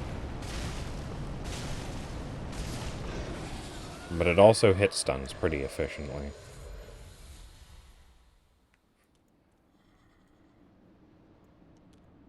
Alright. They're both bad. Alright, Drake Blood Knight. Let's see if you can actually kill a dragon. I'm more powerful than you could... Bleh. I guess I do actually have the fastest possible roll because of, the fact that I'm not wearing any armor. Which just makes me even more disappointed that the Dark Woodgrain Ring never made a return to this franchise after Dark Souls 1.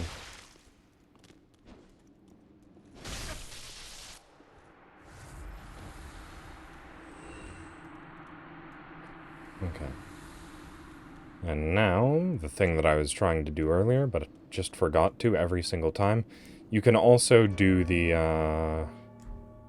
emote here as well.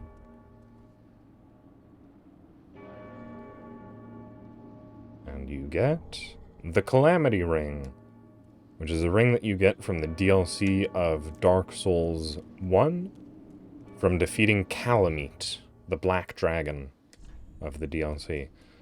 It's such a good ring. It's so powerful. It causes whoever wears it to take double damage. So if you can somehow trick your opponent into wearing it, they'll take double damage. Biggest damage buff in the entire game. Ring has no useful powers and is merely a symbol of dragon worship, a thing quietly passed down among its most fervent adherents, some of whom become convinced the task has been bestowed upon them as a sacred duty.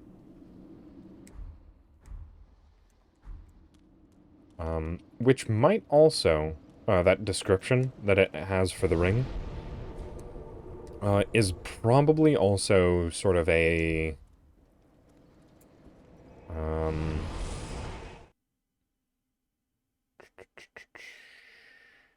sort of parallel to the linking of the fire. Hope no one freaks out now that I look like a weird dragon man. Welcome home, Ashen One. Nope. She seems to be pretty cool with it. Very well. Then touch take note. I think I'm... yeah. Around 10k off? Right. Farewell, Adam.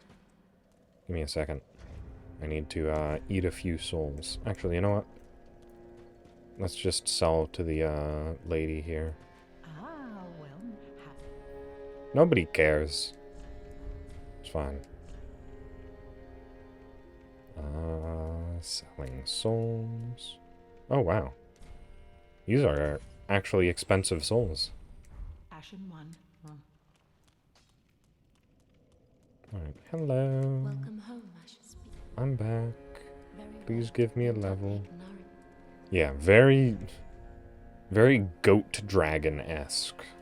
Oh, right, it was vitality that I had been increasing. Because I wanted to wear better armor. My vitality's been rock bottom this entire playthrough. Look at my tail. Look at how weird and just pointy that tail is. Also, my hip bones... Wait, what is happening there? Oh, no, that's not my hip bones. That's just like a belt that I'm wearing. Okay. Hey, Andre. You actually have something to talk to me about. I was hoping to see you. Were you? Crestfallen Like this? Hawkwood, he handed me this.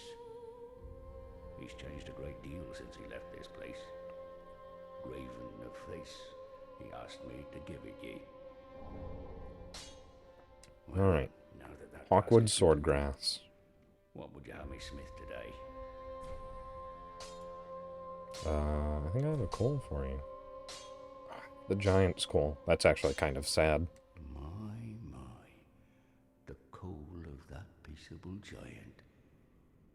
Seems like ages passed. I imagine his passing was long ago. I miss the old bugger, I do. My thanks. I'll be sure this coal is put to good use. I'll be smithing weapons never afore seen by the likes of ye. It's but a small service to pay my humble respects.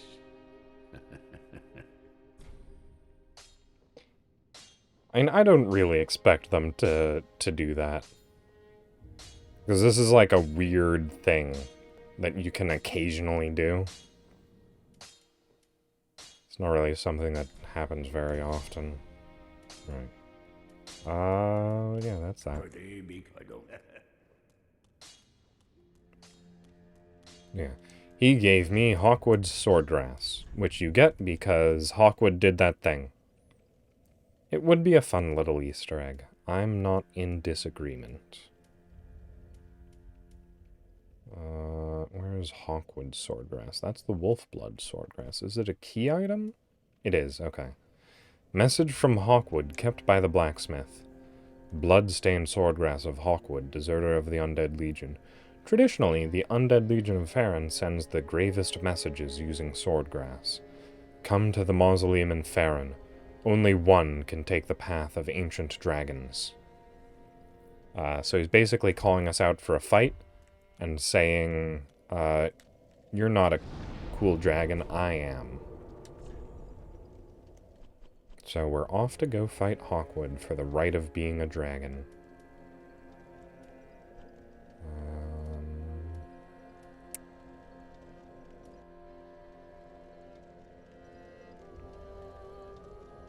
Yeah, probably. Alright, Farron Keep Perimeter is where we're going to want to go. Because we actually want to walk into the boss room and not spawn in there. Because that's just kind of dangerous. And also, I think we miss some dialogue if we do that.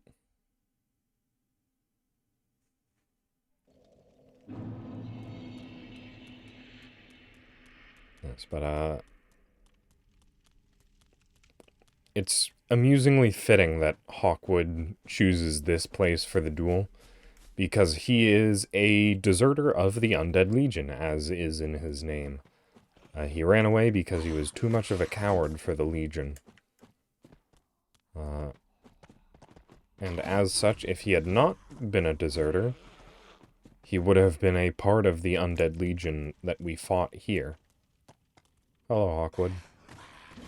You guys can't walk in here, right? Yeah, you guys just sort of turn around and walk away. I should have known. Well, I've decided to stop running from my fate. Loathe me all you like. I shall take what makes you dragon. I believe if you die in this fight, he will actually take away the, like the Dragonstone from your inventory. And also the really neat thing to note is that he is using the, sword and dagger paired combo of the Abyss Watchers. He used to just use the sword and a shield, because he was a deserter. He was a coward that was too afraid to go without a shield and embrace the chaotic fighting style of the Legion.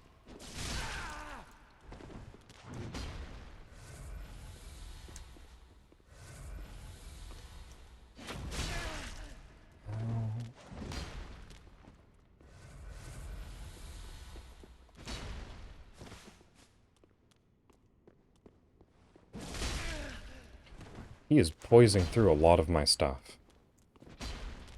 Probably should have put on the flame arc. Now it's a bit too late.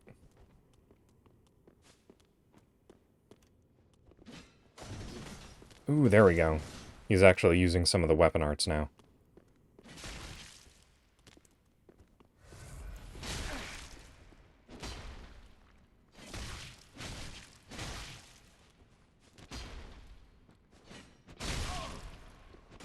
Oh, I really wish I could put on my armor. Look, you really don't want to be a dragon, Hawkwood. It is not all it's cracked up to be. The attacks are so weak. You have to trade off wearing armor. Don't even look that cool. You look like you need a burger.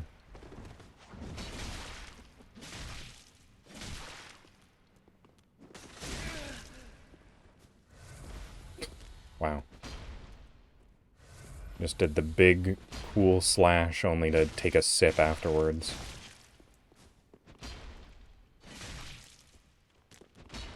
Alright, I hope he runs out of Estus soon.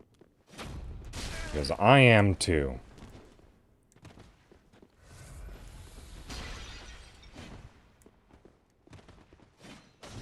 Oh no.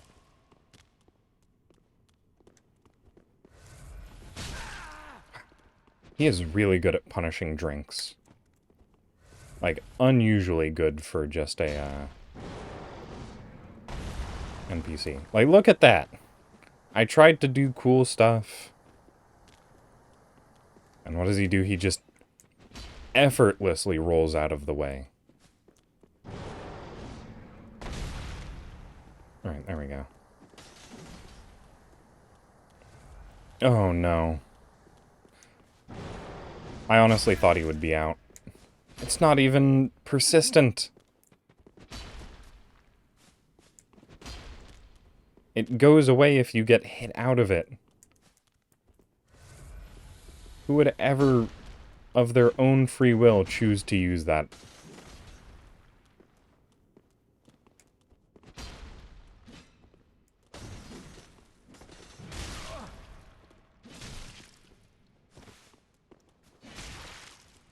Okay.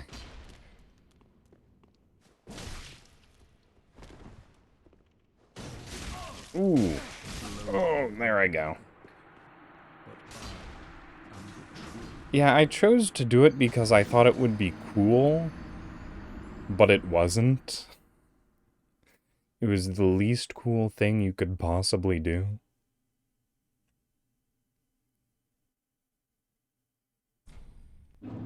Right. And see? He took the twinkling dragonstone from me. Oh, what a shame. I can't use it anymore. Alright, time to put on my armor set. So that I can actually have some modicum of defense in this fight. What armor set was I wearing? I've forgotten, unfortunately.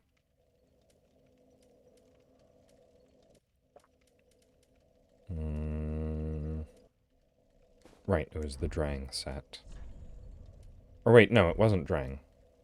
No, he never actually uses it. I was wearing the Mira set. It would be really cool if he did. But he just doesn't. Wait. I think the cutoff point is 70%, so let's actually get some slightly fancier armor. Ooh, 72. I think that's just too much. Yeah.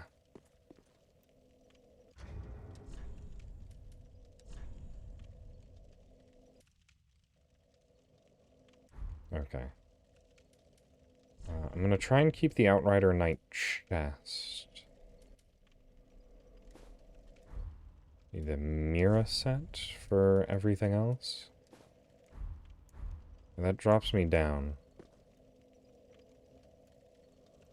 Alright, but I'd like something slightly more metallic for the legs, I think.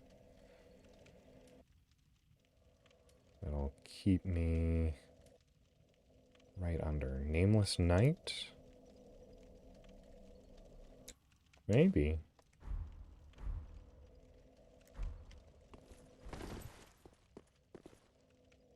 Not quite good enough.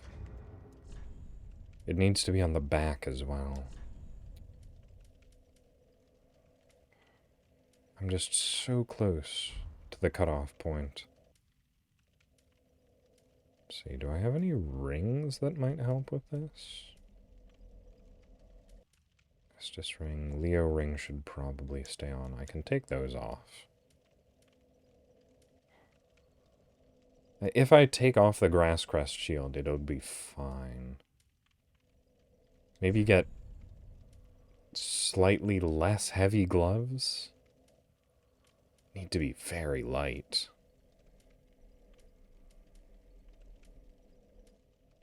Oh, Shadow Gauntlets. There we go, that doesn't even mess with the aesthetic too much. Yeah.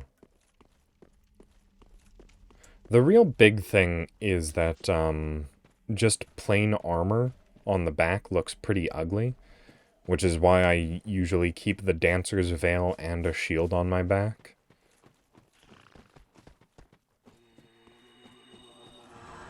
Because it just looks a lot better than having a capeless back. Just, like, any little piece of cloth is good. Alright, I'm back. There you are. This shall be no petty theft. As the true dragon, I shall take what is rightfully mine. I wonder, does he take the rest of the dragon pieces?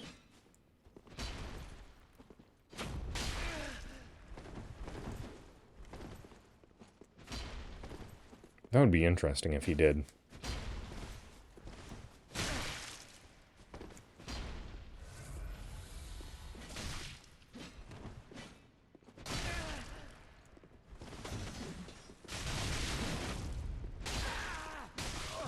Ooh. Well, I guess we'll see. Alright, I'm also just gonna warp to that bonfire. I think it's probably safe.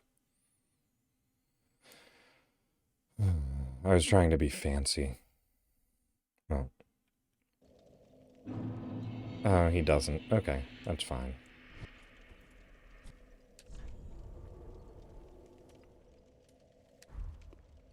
To the Abyss Watchers. This way we don't have to run through the zone to fight him again.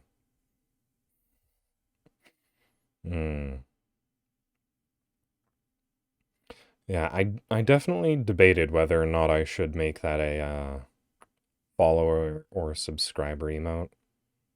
But I just sort of banked on the fact that I have very few subscribers, and I'd rather have it be at a tier that you would be able to use it, Penelope, since you did draw that anyways.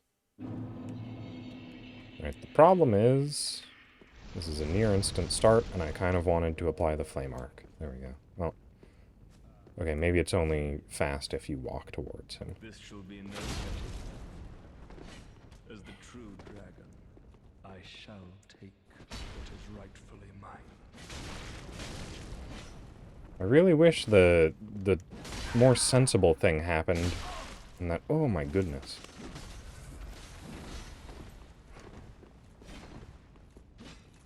So he does jump attacks.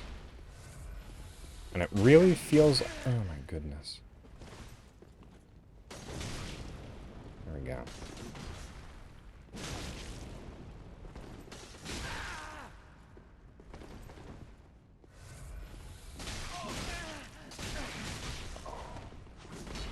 That chains so hard.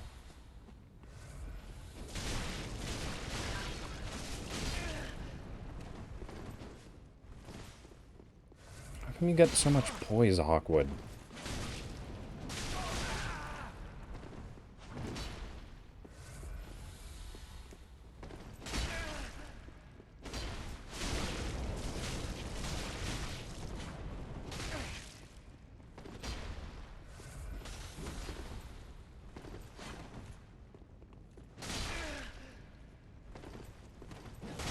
Ooh, wow. That tracked hard.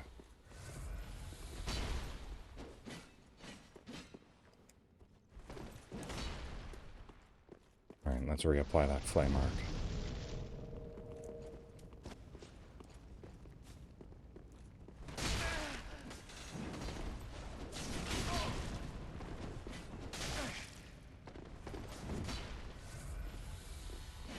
Yeah. The thing about follower emotes is that they are only usable in the chat of the person who has the emote. So you can't actually take that emote to other people's chats, which is the slightly unfortunate thing about it, but oh well. Alright, Hawkwood. Please run out of Estus this time. I'm not good enough at this fight to actually kill you properly.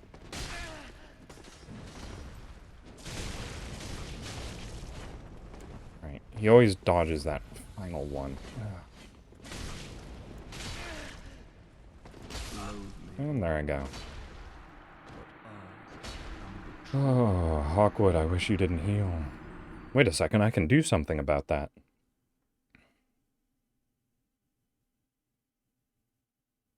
There's things you can throw that stop people from using their healing flasks. I forgot about that. Alright, alright. Let me just equip some of those. Yeah. Undead Hunter Charm.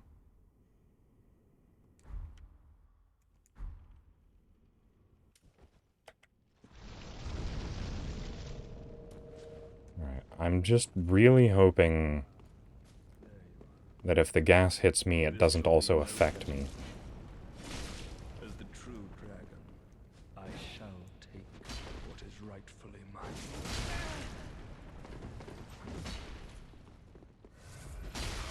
Yeah, I know. You really like punishing that sip, don't you?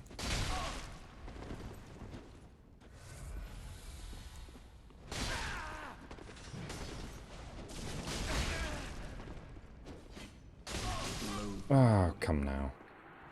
But I am the true dragon. I feel like I could really do with a shield in this fight. Maybe I'll swap up my strategy once again.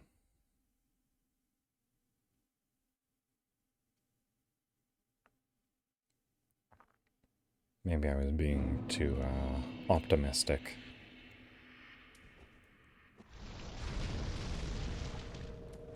Thinking that I could beat this game shieldless. This shall be no test. As the true dragon, I shall take what is rightfully mine. Okay, no, he actually knows how to kick and capitalize. Got it. No shields, then. I was fully expecting him not to know how to do that.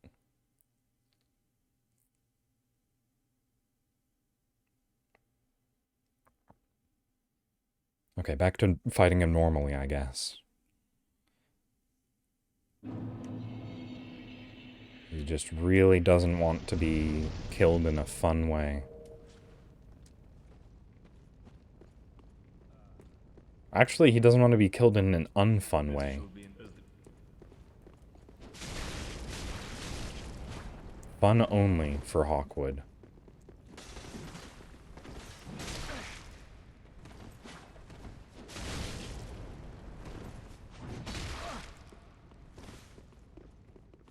I didn't need to do that.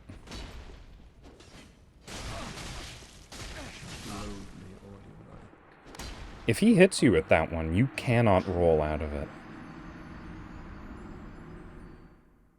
Like his dashing attack where he, like, rides along the ground.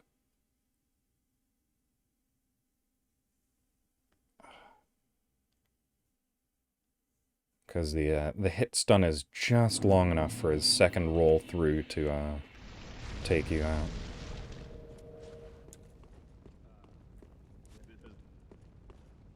You are the true dragon. All that gobbledygook. Oh, okay. Yeah, if he does that follow-up second swing, you are done for. Well, I am done for.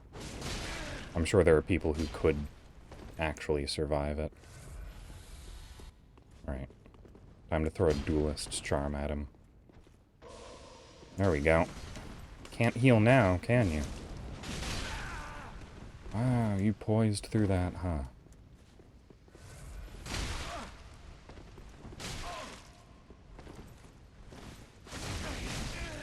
No? Okay.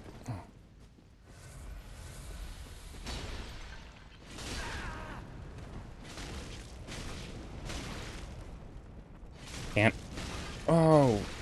I think the duelist charm ran out the second he went for... Oh, goodness.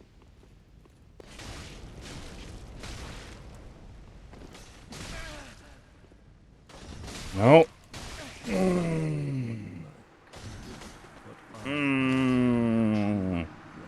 Not happy. Unhappy. Strongly dislike what happened there.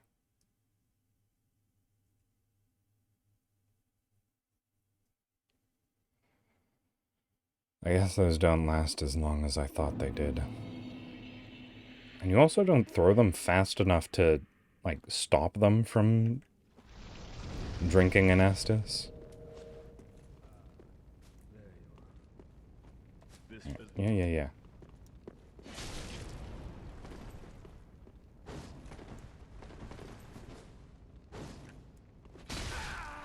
Oh, I ran through my stamina. Whoops.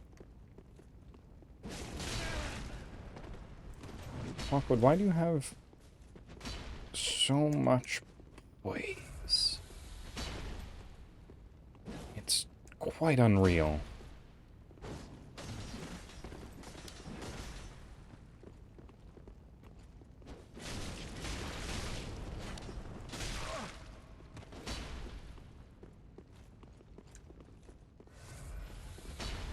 Okay, I actually managed to get a, drink off. Yeah, that's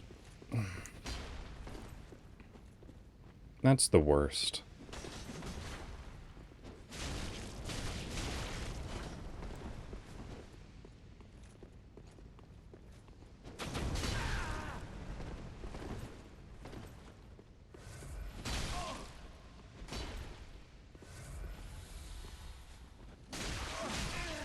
No? Okay.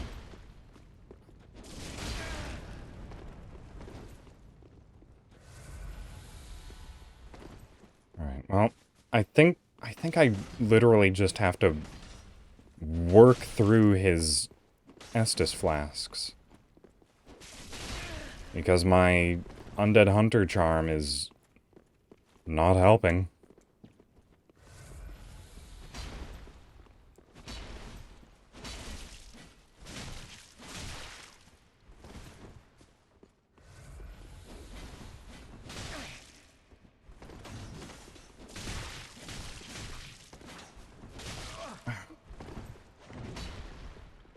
How come his special attack lands me in a full chain combo, but mine only hits him twice?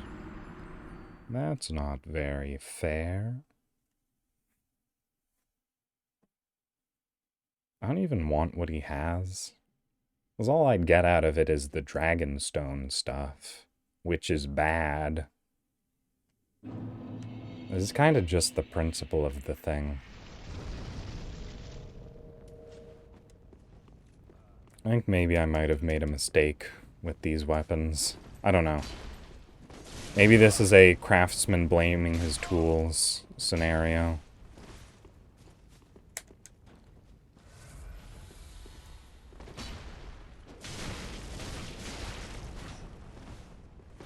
There it is. Alright. So I should only use that attack twice.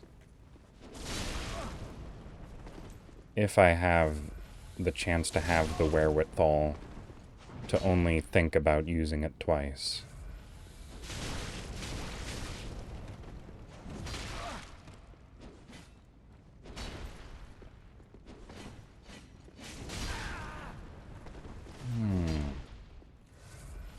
Yeah, these spears have no stopping power, really.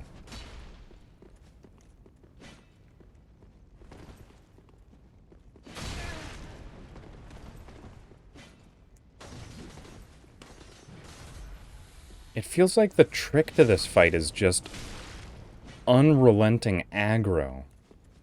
But I can't do that because my armor's not good enough to, survive his super combo.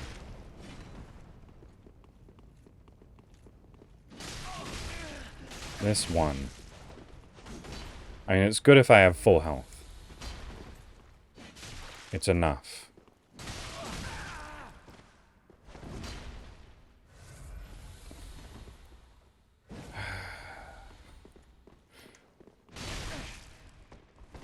I'm also not able to keep track of how many Estus flasks he's using.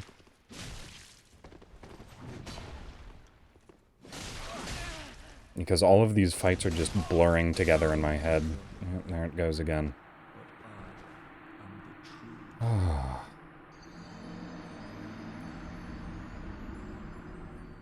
You know, I think there was a reason that I just only ever use strength weapons in these games. Because they do a lot of damage.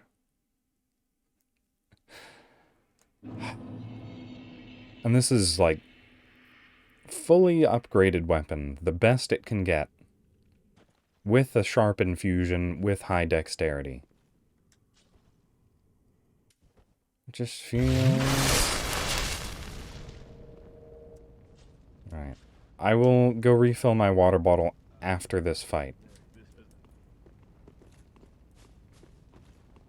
Hopefully I'll remember to do that. But there's always the chance that this fight lasts all of 3 seconds. And I don't even need to worry about not remembering.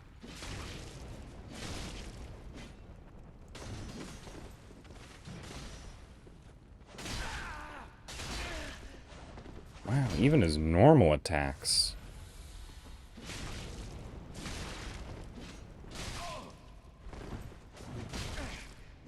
Oh no, not again, not again, not again. Well, there I go. Alright, I'll be right back. Off to grab a drink.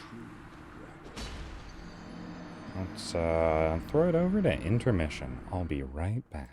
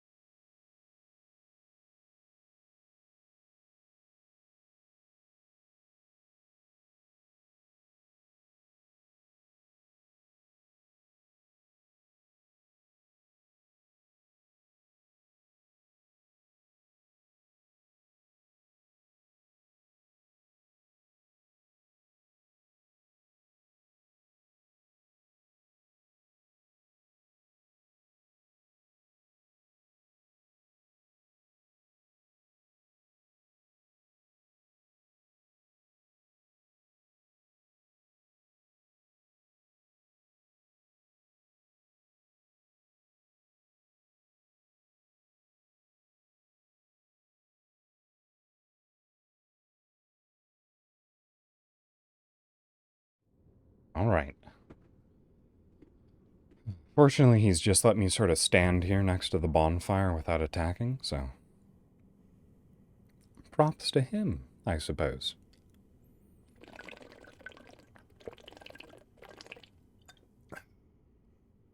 Okay. So I was thinking as I walked past over to the fridge to get some water to refill my bottle.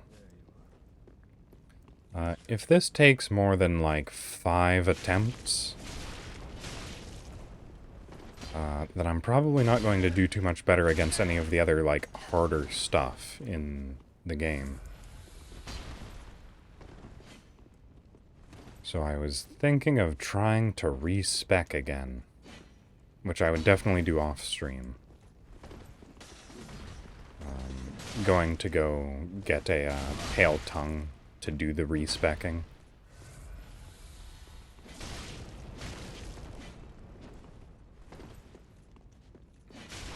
Because we are drawing up on the, oh.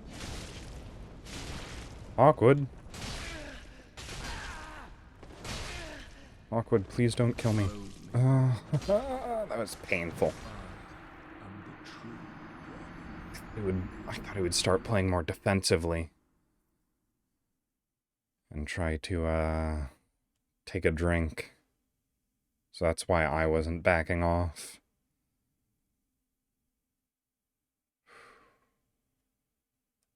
I just barely ran out of stamina at the wrong time. If I had had 1 more inch of stamina, he would be dead where he stands.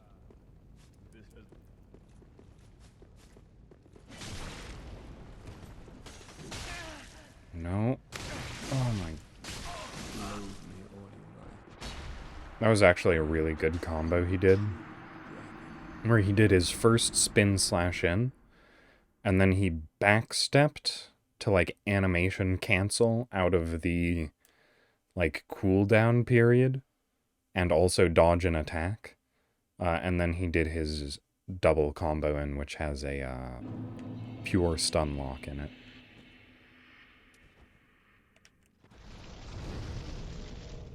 And again, it's really hard for me to do anything fancy because of the display lag from the capture card. Oh, he can just go back into that, huh? Like, I can't parry him. We saw how that went when I tried to do it against Havel.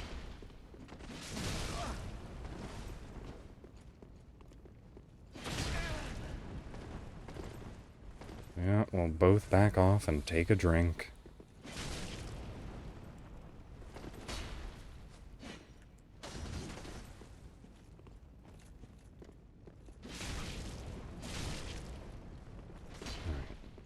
I think my best attacks so far against him have been just repeated heavy. I can get 2, maybe 3 of them.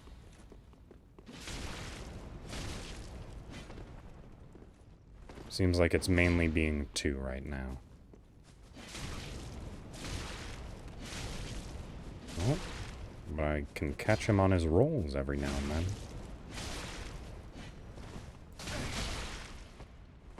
Yep, we'll both drink. Oh, no. You're not feeling thirsty? That's fine by me. You are a dragon. More dragon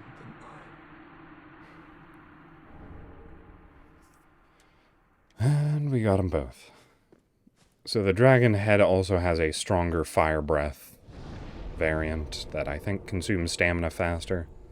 But I don't really want to show it, because then I'd have to turn into a dragon again, and that only undoes when you die. Which admittedly has been happening more than I would like, but I'm not in a hurry to make it happen again. So, now we can finally continue on, and it seems like that was taking far more tries than I wanted it to. But we can see how I fare against what is generally considered the hardest boss in the game. base game. Maybe not the DLC. I don't know. What is people's opinion on the difficulty of the DLC? Because this fight is sort of just a wall for a lot of people.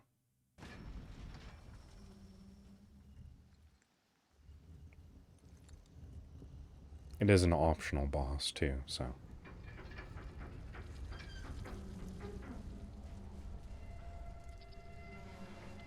So those gears on the belt just don't turn at all, huh? Just rings magically.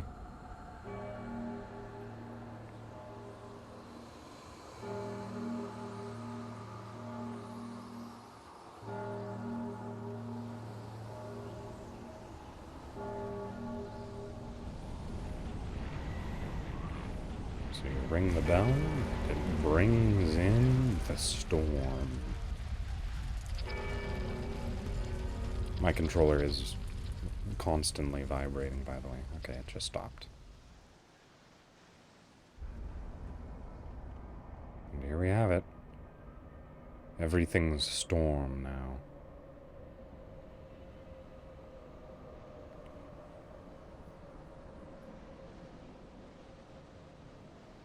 Right, and here we're going to have one of the less intuitive things that for some reason I instantly understood, which is that you can walk on this fog and run up to this very big fog door. Also, I'm just now noticing that Hawkwood only had 1,000 souls on him, which is impressively low.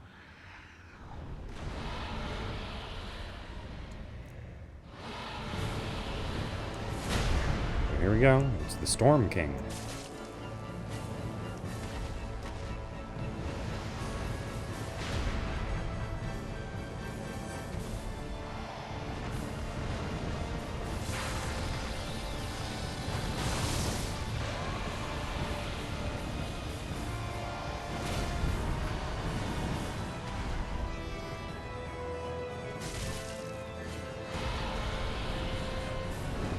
Oh, right. Fire breath, fire breath.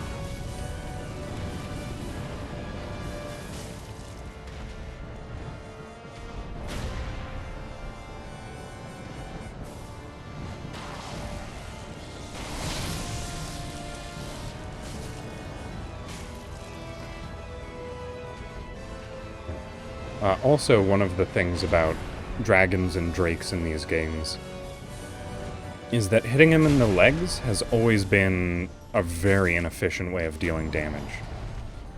They only take, like, damage if you're hitting them in the head. So you sort of just have to stay in front of this guy.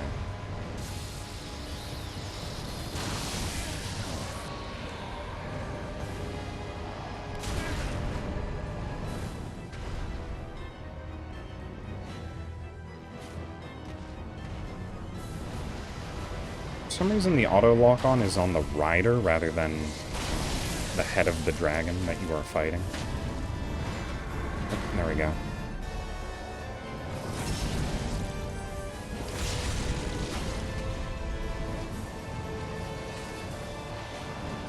It's very easy to riposte the dragon. Ooh. Residual thunder damage there.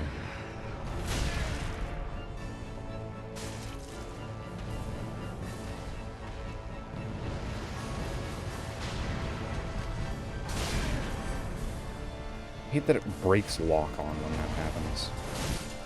Oh, and there we go.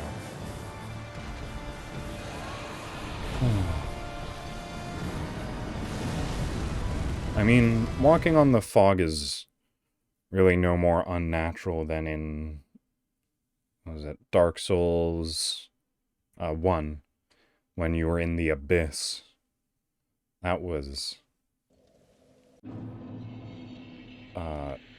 absolutely wild looking, because you had 0 frame of reference for anything around you. That's also a pretty nice thing about this boss, is that if you have a bunch of souls and you go to fight him, they're always there on the ledge, because you aren't walking on solid ground, so a bloodstain can't spawn there.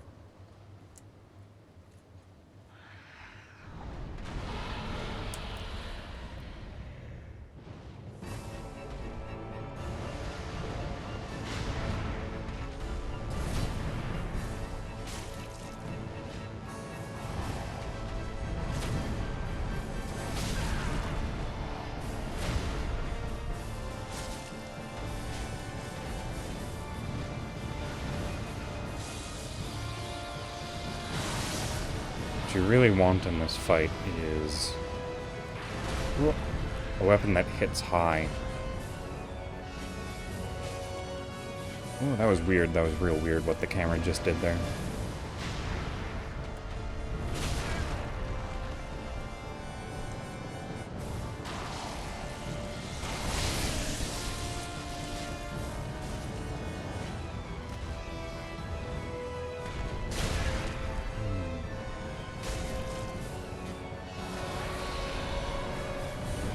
That's fire breath. Oh. Oh, I was right at the edge of that.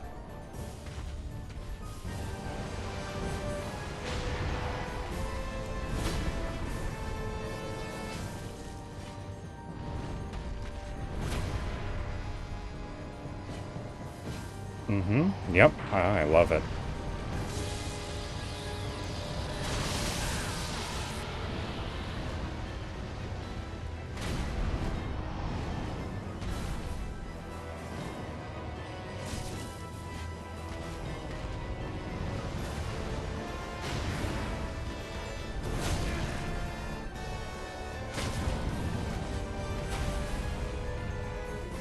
Right. Nope, nope, don't stand up.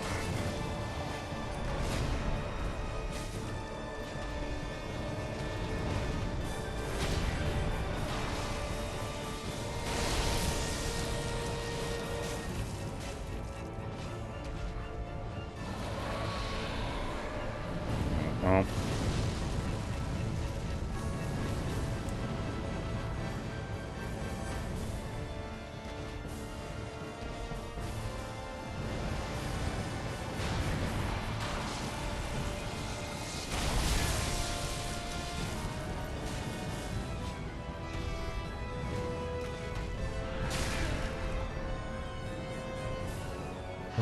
It's so hard to see what it's doing every now and then.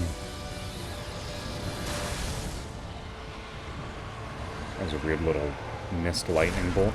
Oh.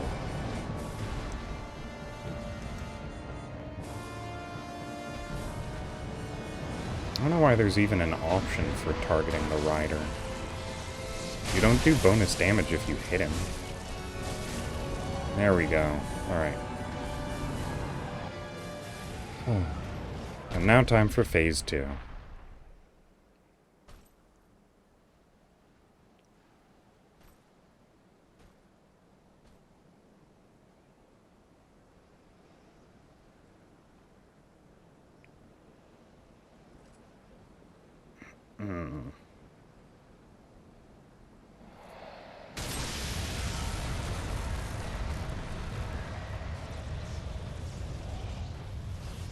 So very similarly to what happens in the Ornstein and Smo fight, where when you defeat one it powers up the other, when you defeat the Storm Dragon, this guy gets the power of storms, in addition to the power of lightning that he already had, and didn't need to get any stronger, because now he is, again, it wasn't that previous fight that's considered the hardest one, it's this guy.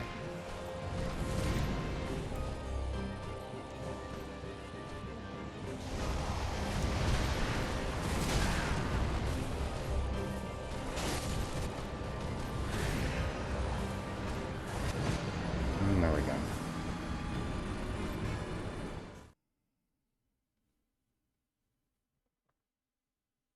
I mean, yeah.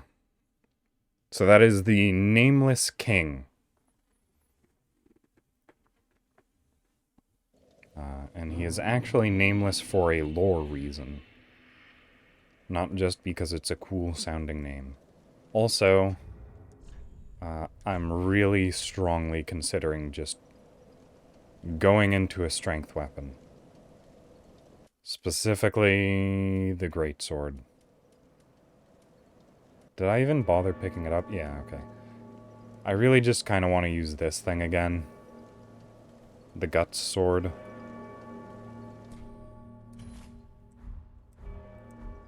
It's so big.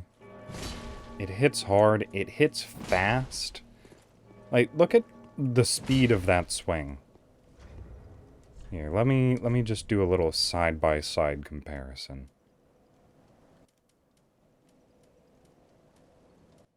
Where's my twin spears? Here they are. Right. So that's how fast you stab with the quickest attack you have. And then here's how fast you attack with the quickest attack this has. It's basically the same. This one takes a bit more stamina. You know. But also, it does, like, 700 damage per swing if fully spec'd.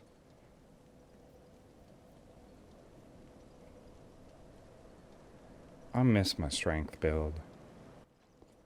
I walk so slowly, it's so heavy. Alright.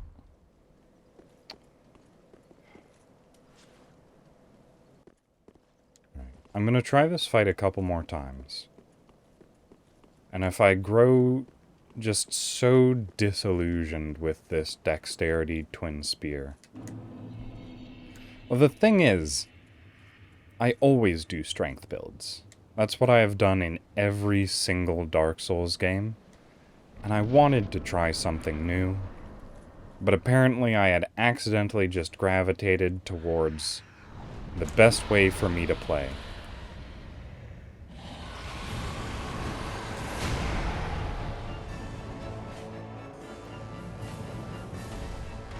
Because I am not very good at being patient and waiting for, like, chances to do a half the damage per swing. Because it's like, it's just sort of a numbers thing, really. Like, I just so detest being inefficient.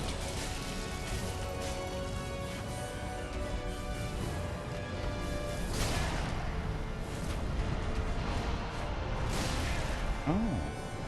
I didn't know you had a third attack on that chain.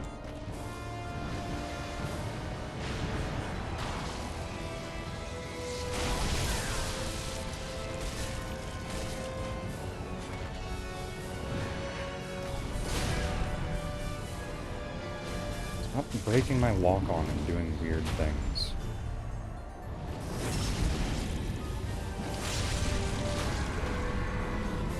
Also, the fact that I don't even kill it off of that counter hit just feels like proof that my attack is not doing enough damage. Despite the fact that I've made this weapon basically as strong as it can get.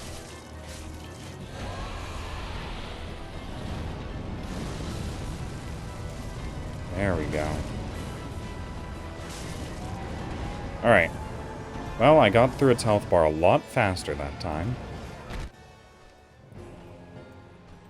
So now it's time to fight the nameless King of Suffering. Well, let's see if I get an early death. No, okay.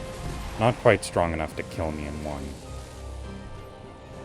But I bet I'll get there eventually.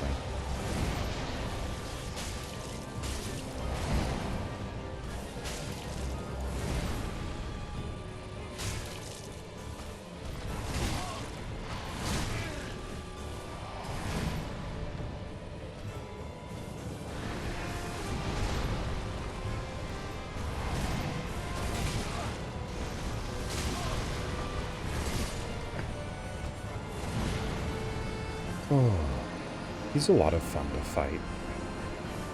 Oh, but I did so... Like, I just looked at the amount of, like, health. So I hit him a good few times. What, like 5? 5 or 6, something like that.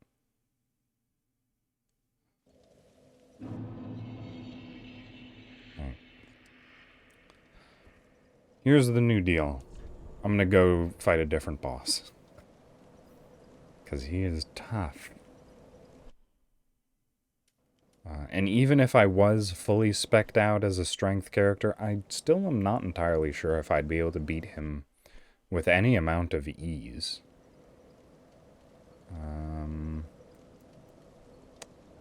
Let's see, what were some other things? Oh, a voice line gotcha. Alright. That will break things up. Da, da, da. New window. And I guess all of this, like, active play has also warmed me up a fair deal, so... I'm not in quite as much misery as I thought I would be because of temperature. Which is nice.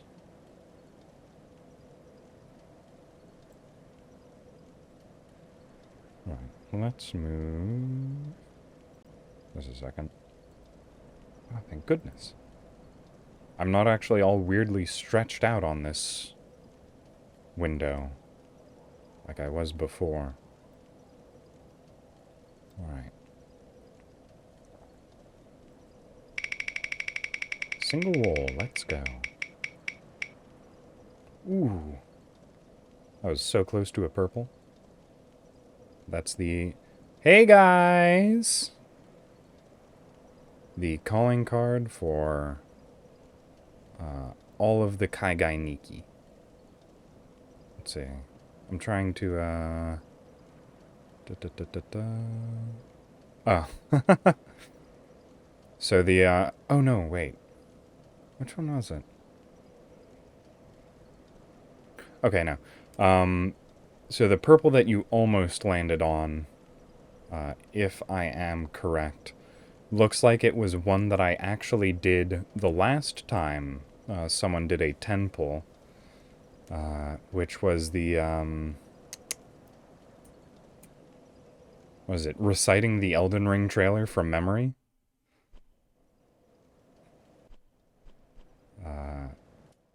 Because I'm too excited for that game. Okay, where was I going again? To the Brand Archives. Oh, and I need to get my mouse off the screen and also switch back to the gameplay. Here we go. Didn't miss much, just moving through the menu. Yeah. I do. The first trailer. Some of the other ones are a bit longer, but the first trailer was like the only bit of Elden Ring content that we had for almost 2 entire years. So I spent a lot of time watching and re-watching it. So I've got it pretty memorized. It's also not too terribly long. It's like a paragraph at most. Let's see, it's, yeah, like 4 or 5 sentences.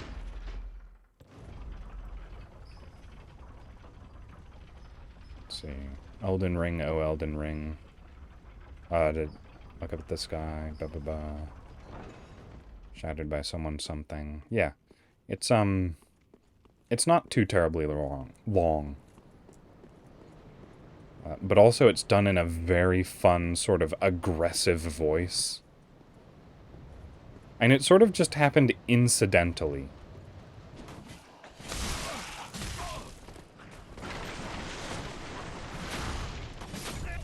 Yeah, no, the most fun part about it is how aggressive that the narrator sounds.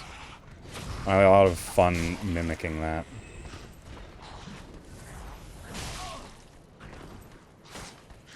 Also, I am being 0% careful on this bridge. You know, I would just listen to that, like, fairly constantly on repeat. And just, you know, speak along to what was being said. Oh, these guys just drop chunks. Wow. That's generous. This is like a one-time thing. Yes, it does. It's February 25th, I believe.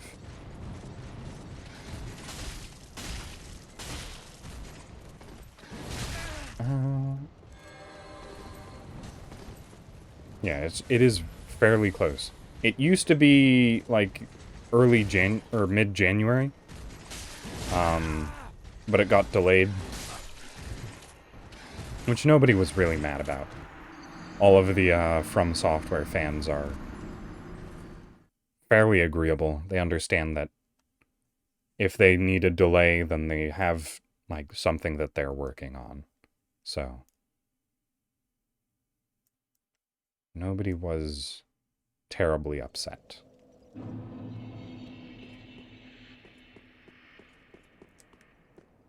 And there were definitely like people that were like not emotionally mature about it.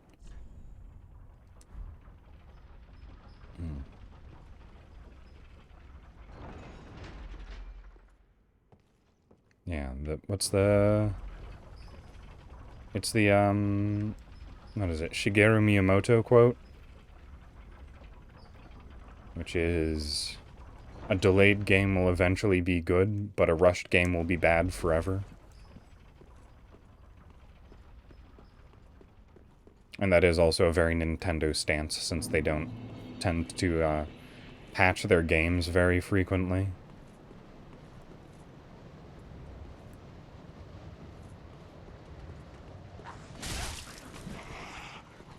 There's a lot of the time, like, other studios, if their game is doing poorly or needs updates, will...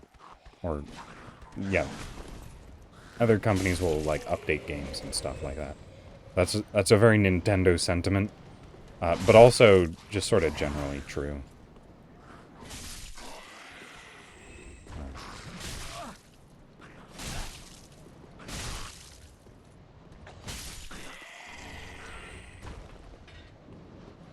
Okay.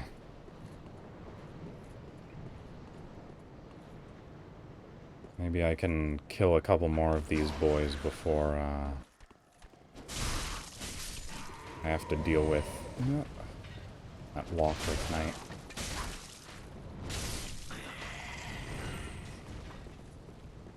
Specifically these crossbowmen. Now that Lothric Knight's taking a lot longer to get down here. Either that or I'm just killing enemies faster. Alright, you know what? Ooh. Sometimes I wish the lock-on button wasn't also the look in whatever direction you're facing button. That has gotten me injured on multiple occasions.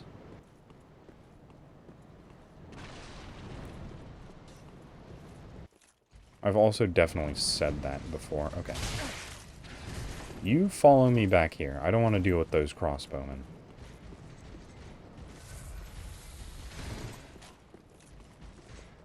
Oh, this looks good. Seriously? They're shooting from all the way over there. You can play at that game. Except mine's fire and not holy.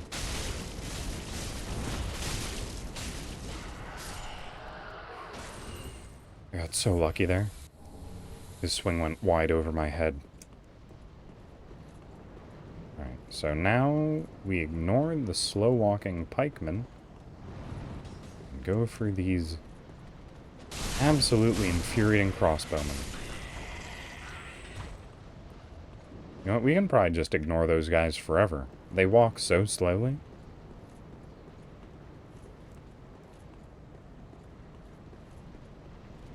Alright, you know what?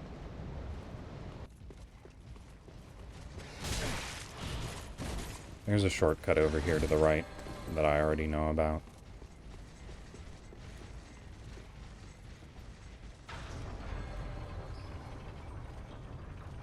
I wasn't gonna fight 3 of them. Oh, looks like they're also jumping off a cliff after me. That's nice.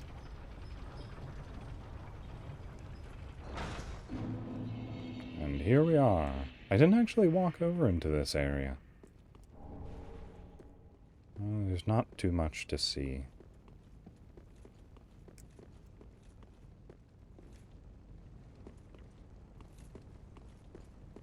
Oh, wait. Oh, red tearstone ring. Okay. A ring that I would never have used anyways. Because the tearstone rings scare me to death. Alright. But, here we are. This is right at the start of the Dragon Slayer armor. And this is the only time where it's, like, slightly beneficial that there is a second bonfire. But I really, really wish that this bonfire, instead of being at the far end of the boss room, was at the front of the boss room. Because now I have to run all the way back over there. And also, I think I'd rather spend these souls rather than risking them. So, let's just take a trip back to Firelink Shrine.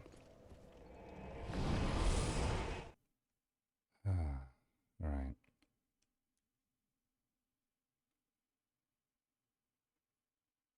We can sell some souls to the Handmaiden and level up. Then everything will be alright, and I can die to my heart's content. 12k souls is all I need. So, 12k.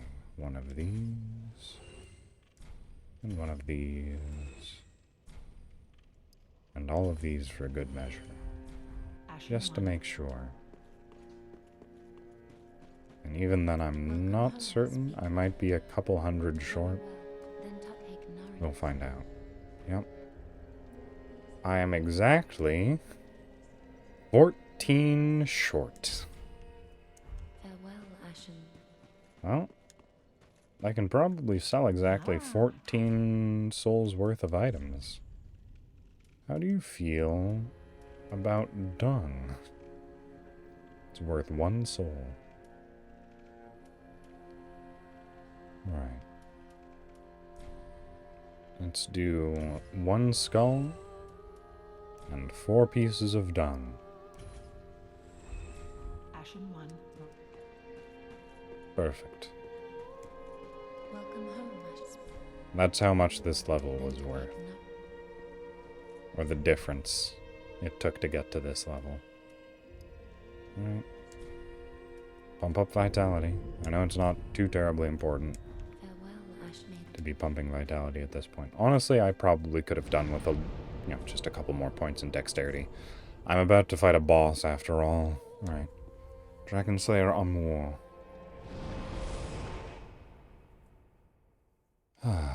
And now...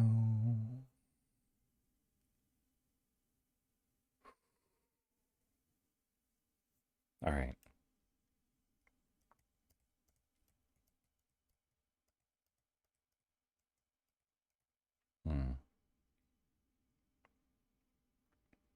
One of the other things that I was doing was waiting until we got like real close to the release date of Elden Ring.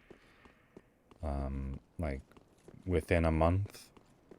And at that point, I was planning on requesting my time off so that I could just play that game non-stop for a couple days, and hopefully stream it as well. But I also need to know when I'm going to be getting my copy. I suppose I could technically just buy it digitally.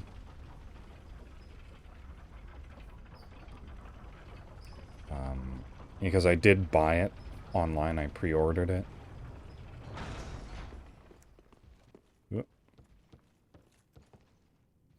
But that has to come in the physical mail, so, you have to wait for that to even show up.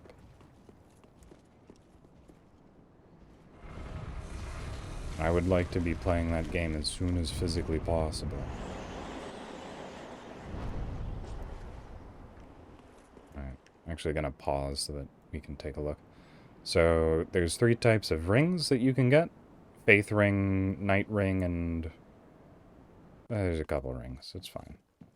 But those reliefs, the statues on that door, are all symbolic of the different families that serve the royal household.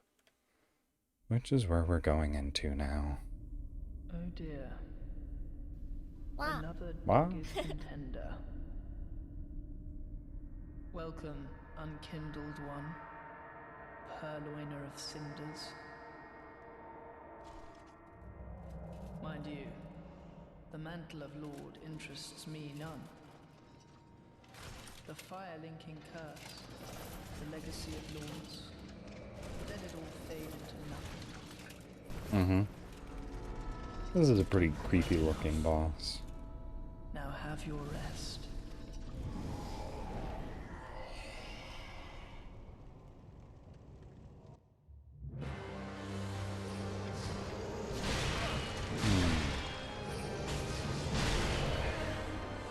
It also has one of the coolest instances of battle teleportation that I've ever seen.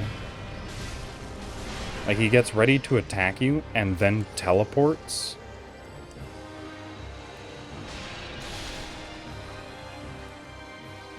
So that he's, like, attacking mid-swing, or teleporting mid-swing.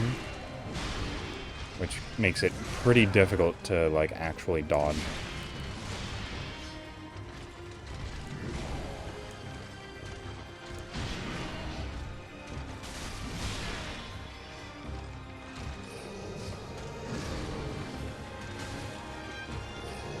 And it also helps because, you know, he can't walk. So you can't, like, just run away from him because he can teleport to catch up with you.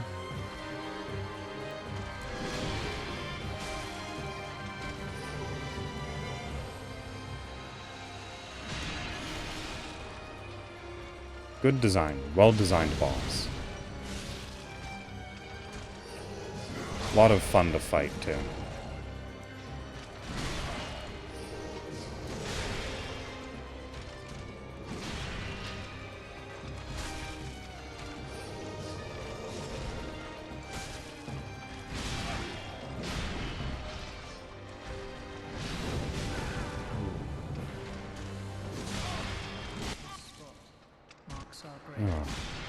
Yes. There is a reason he walks on his knees. I guess I can just, like, sort of explain it now. So, Lorien is the elder of the two, and Lothric is the younger. Lorien was, who is the one we are fighting right now. Lorien is the, active combatant. Lorien was born first, but he was born mute, I believe. What else? There's something else. I think he was born mute and with a twisted soul, as it is described. So he was incredibly physically powerful, but he wasn't fit to become a lord. Which is what they wanted. And then Lothric was the younger of the two siblings.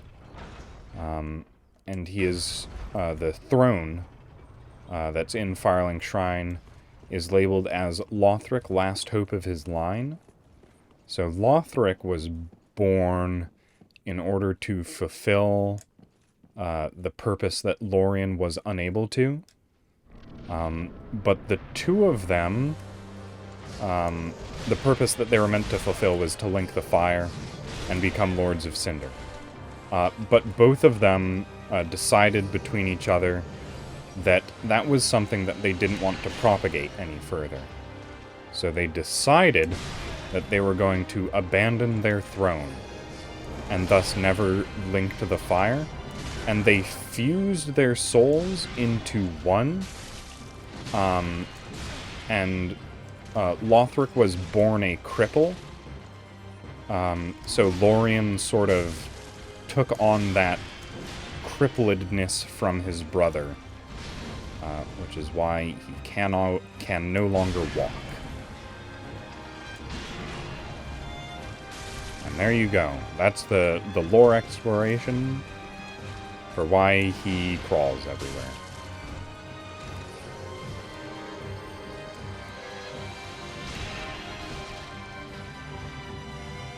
Yeah, Lothric is the one that's up there, up to my right. And Lorien is the one we are fighting.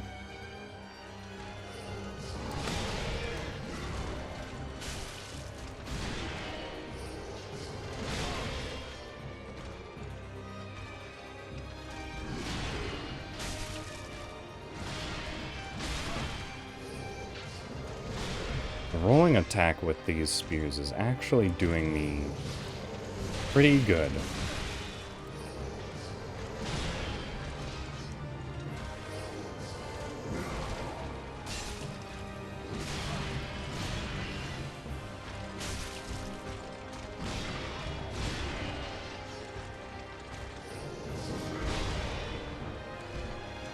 I wish I wasn't fighting near these pillars. And because I wish it, I'm just going to walk away from them. He'll teleport over to me.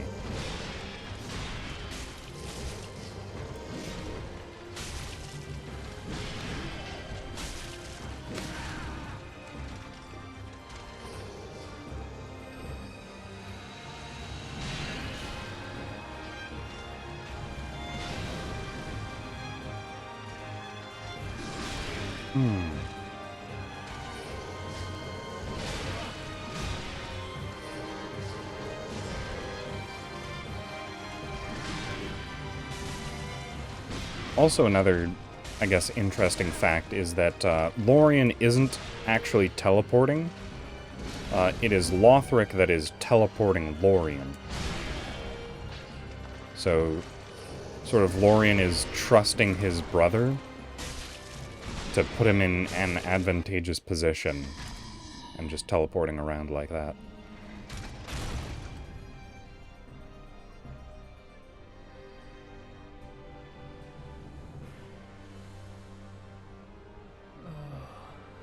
Dear brother, I'm on my way. And they're about to get a lot more brotherly. My brother, unyielding sword of Lothric's prince.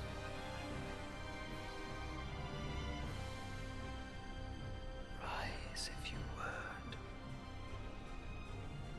for that is our curse.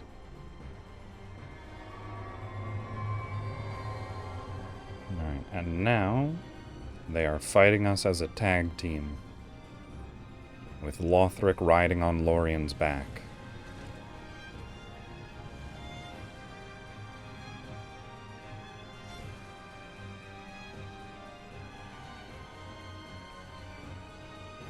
And the fight is basically the same as the first round, except just a little bit trickier, because now Lothric is casting spells as you fight,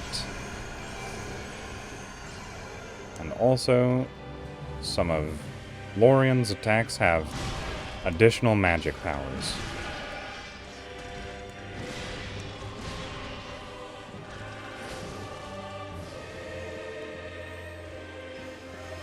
Oh, there we go. And there I go.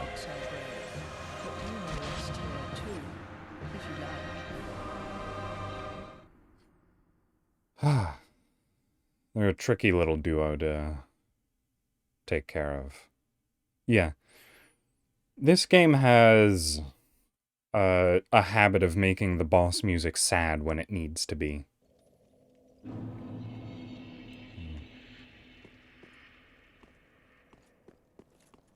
Yeah, like, you know, the obvious example is the Dark Souls 1 final boss music with the dun dun dun dun dun dun dun sort of sound that it has going on throughout the entire thing. It's just a very soft solo piano going pretty constantly throughout.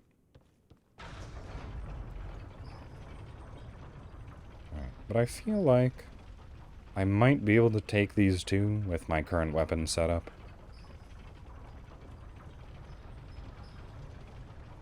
And if we go too long, because I am starting to get a little bit tired.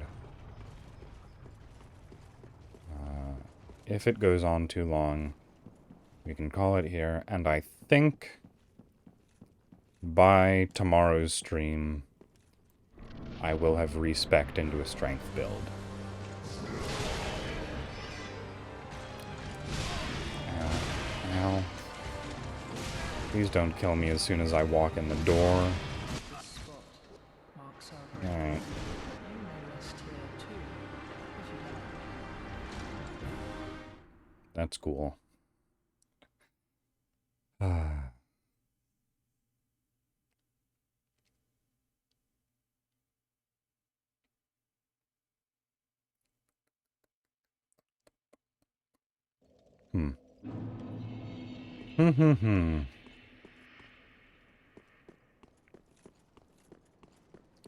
Yeah, I think one of the things that holds me back when I'm doing this is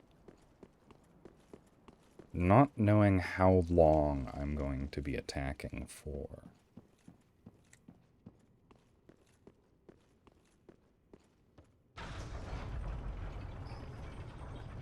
Yeah.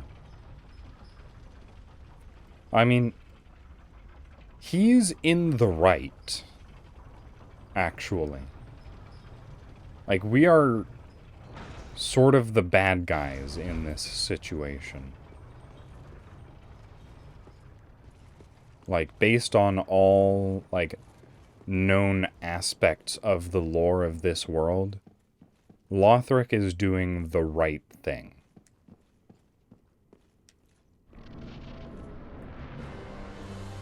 And we're the one that is trying to stop him from doing that and perpetuate the Age of Fire.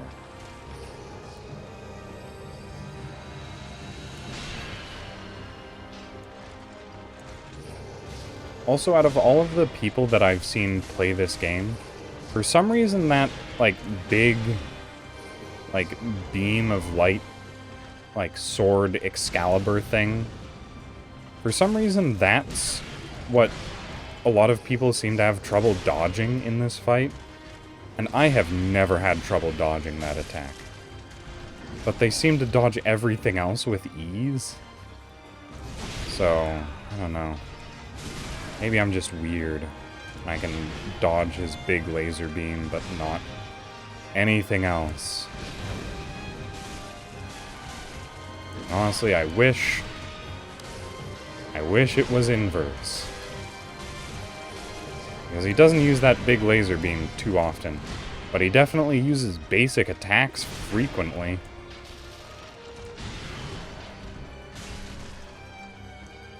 Oh.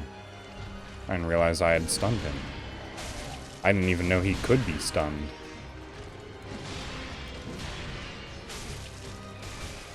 Alright, well. First round went a lot faster that time.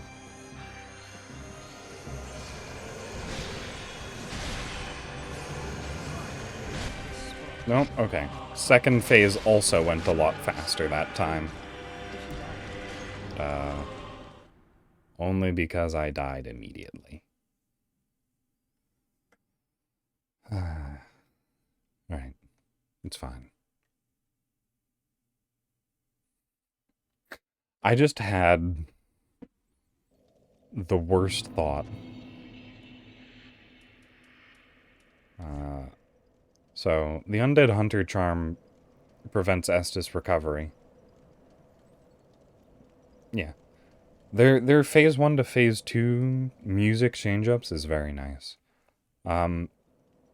Special effects. I thought it said spells when I looked at that the first time. Okay. I thought if I threw that at Lorien, then the second phase would just never trigger because his brother couldn't revive him with magic. And I thought that would be funny. But no, I think it just prevents you from using, like, your weapon's special abilities. which is pointless against them, I'm fairly certain. And also using our weapons' special abilities, 100% pointless in this fight. What good is charging at him that sometimes gets you hit stuns on human-sized enemies? When he is, you know... Like, if he was standing upright, would be like 12 foot tall. He's kneeling and he's taller than me. By a fairly sizable margin. Another really interesting thing about the Dark Souls games is that they have a tendency to make their player characters incredibly short. Like, even in comparison to other NPCs.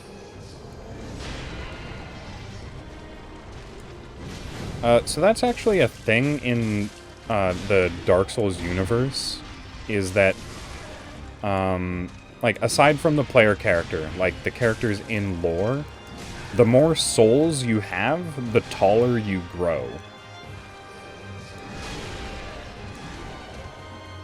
It's just sort of a thing. So he's just got a lot of souls in him.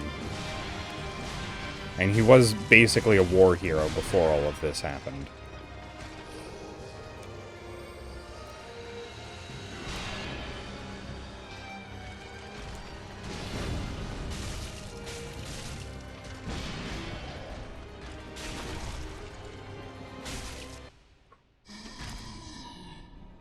Alright. I'm getting pretty good at Phase 1. Increasingly better.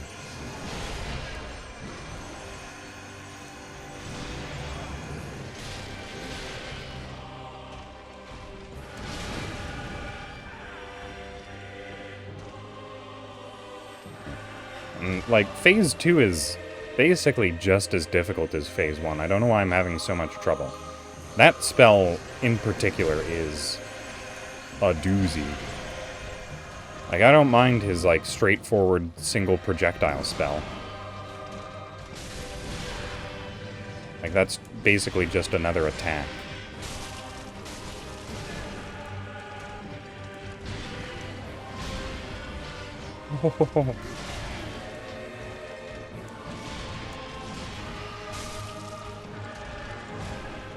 Oh, okay, that went right over my head in a very precarious way. Ooh, I rolled a bit early there.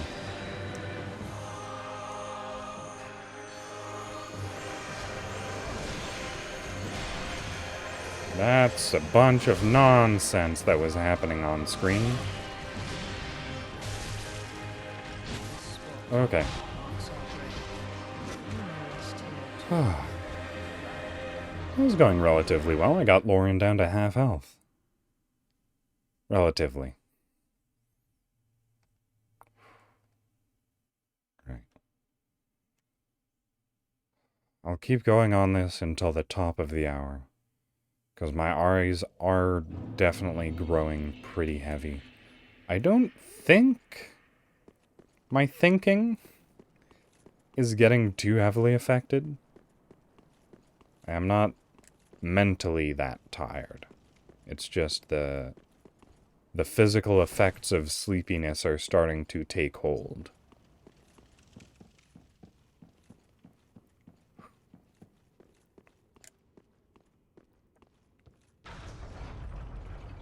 Yes.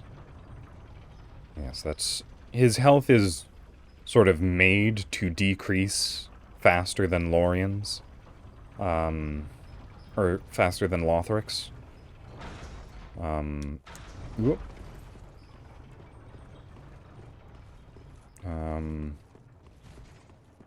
Yeah.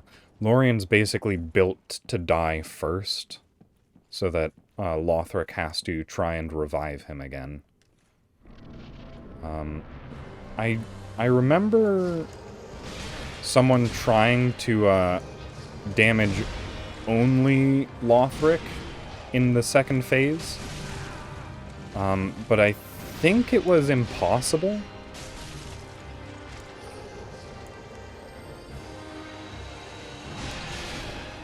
I don't remember. Oh, that's the first time I didn't manage to dodge that in phase 1.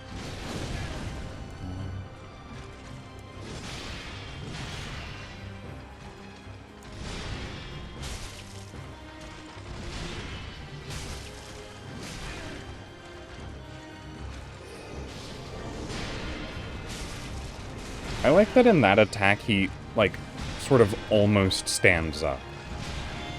So you get sort of a glimpse at his true height.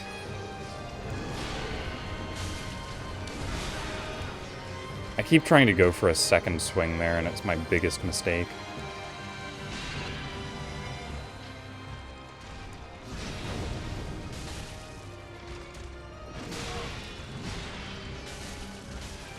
Oh, okay. Second swing actually worked there.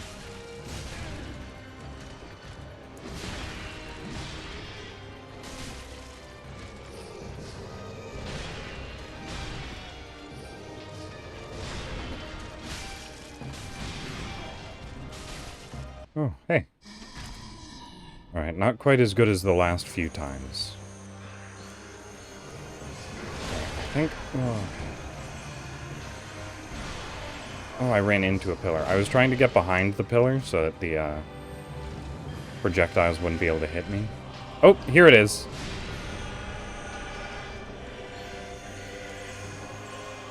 I knew he had an attack where he actually stood up. Just like ever so slightly for a second.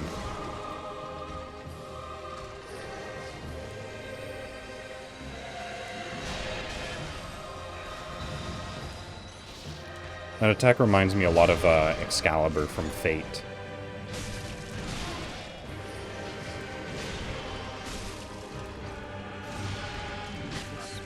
There I go. I wonder if that was actually any inspiration. Excalibur from Fate. It's very similar. I guess the only sort of thing that it doesn't do, like Excalibur's Excalibur attack,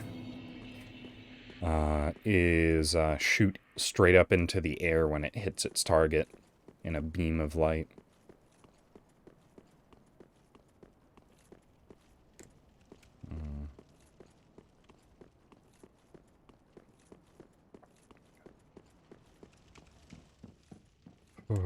Oh yeah, the,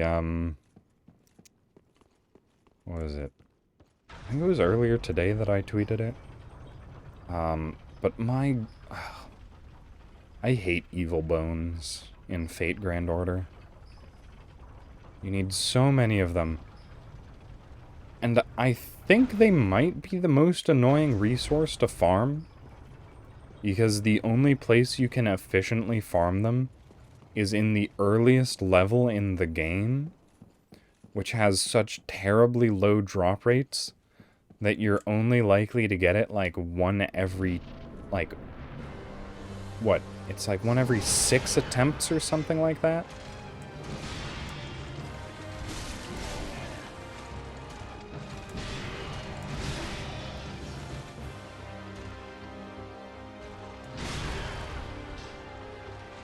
And the other problem with that is that there's nothing else worth getting in those early levels.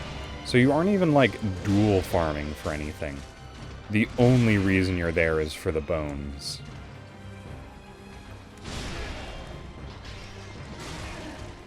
Oh my goodness.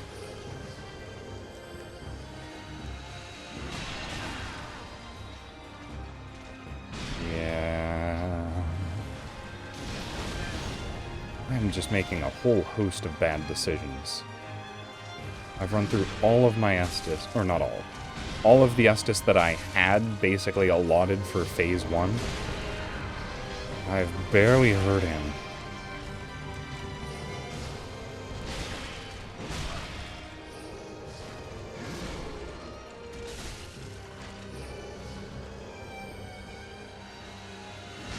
Oh, I didn't actually see him that time. Normally I'm pretty good at guessing where he teleports to when he does the big slash. Oh no. Rest in peace reaction time, I guess. Yeah, I did it again.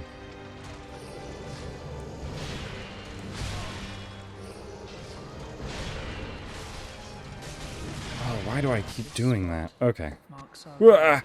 but you may rest Ah. here too, if you like. Oh, that was a painful death. Alright, well. Maybe I'm gonna... After a run like that, I think I might call it 7 minutes early. 6 minutes early. Alright. I'm very tired. Thank you all so much for coming. It's been a good stream. But that is going to do it for today. I'll be back tomorrow. A bit earlier tomorrow, obviously. I usually do it earlies on the... If I'm streaming on Wednesdays, Thursdays, they're normally earlier. Because that's just how my schedules work. But that is it for me for today. Thank you all so much for coming. Time to bid you all adieu and au revoir. Good day.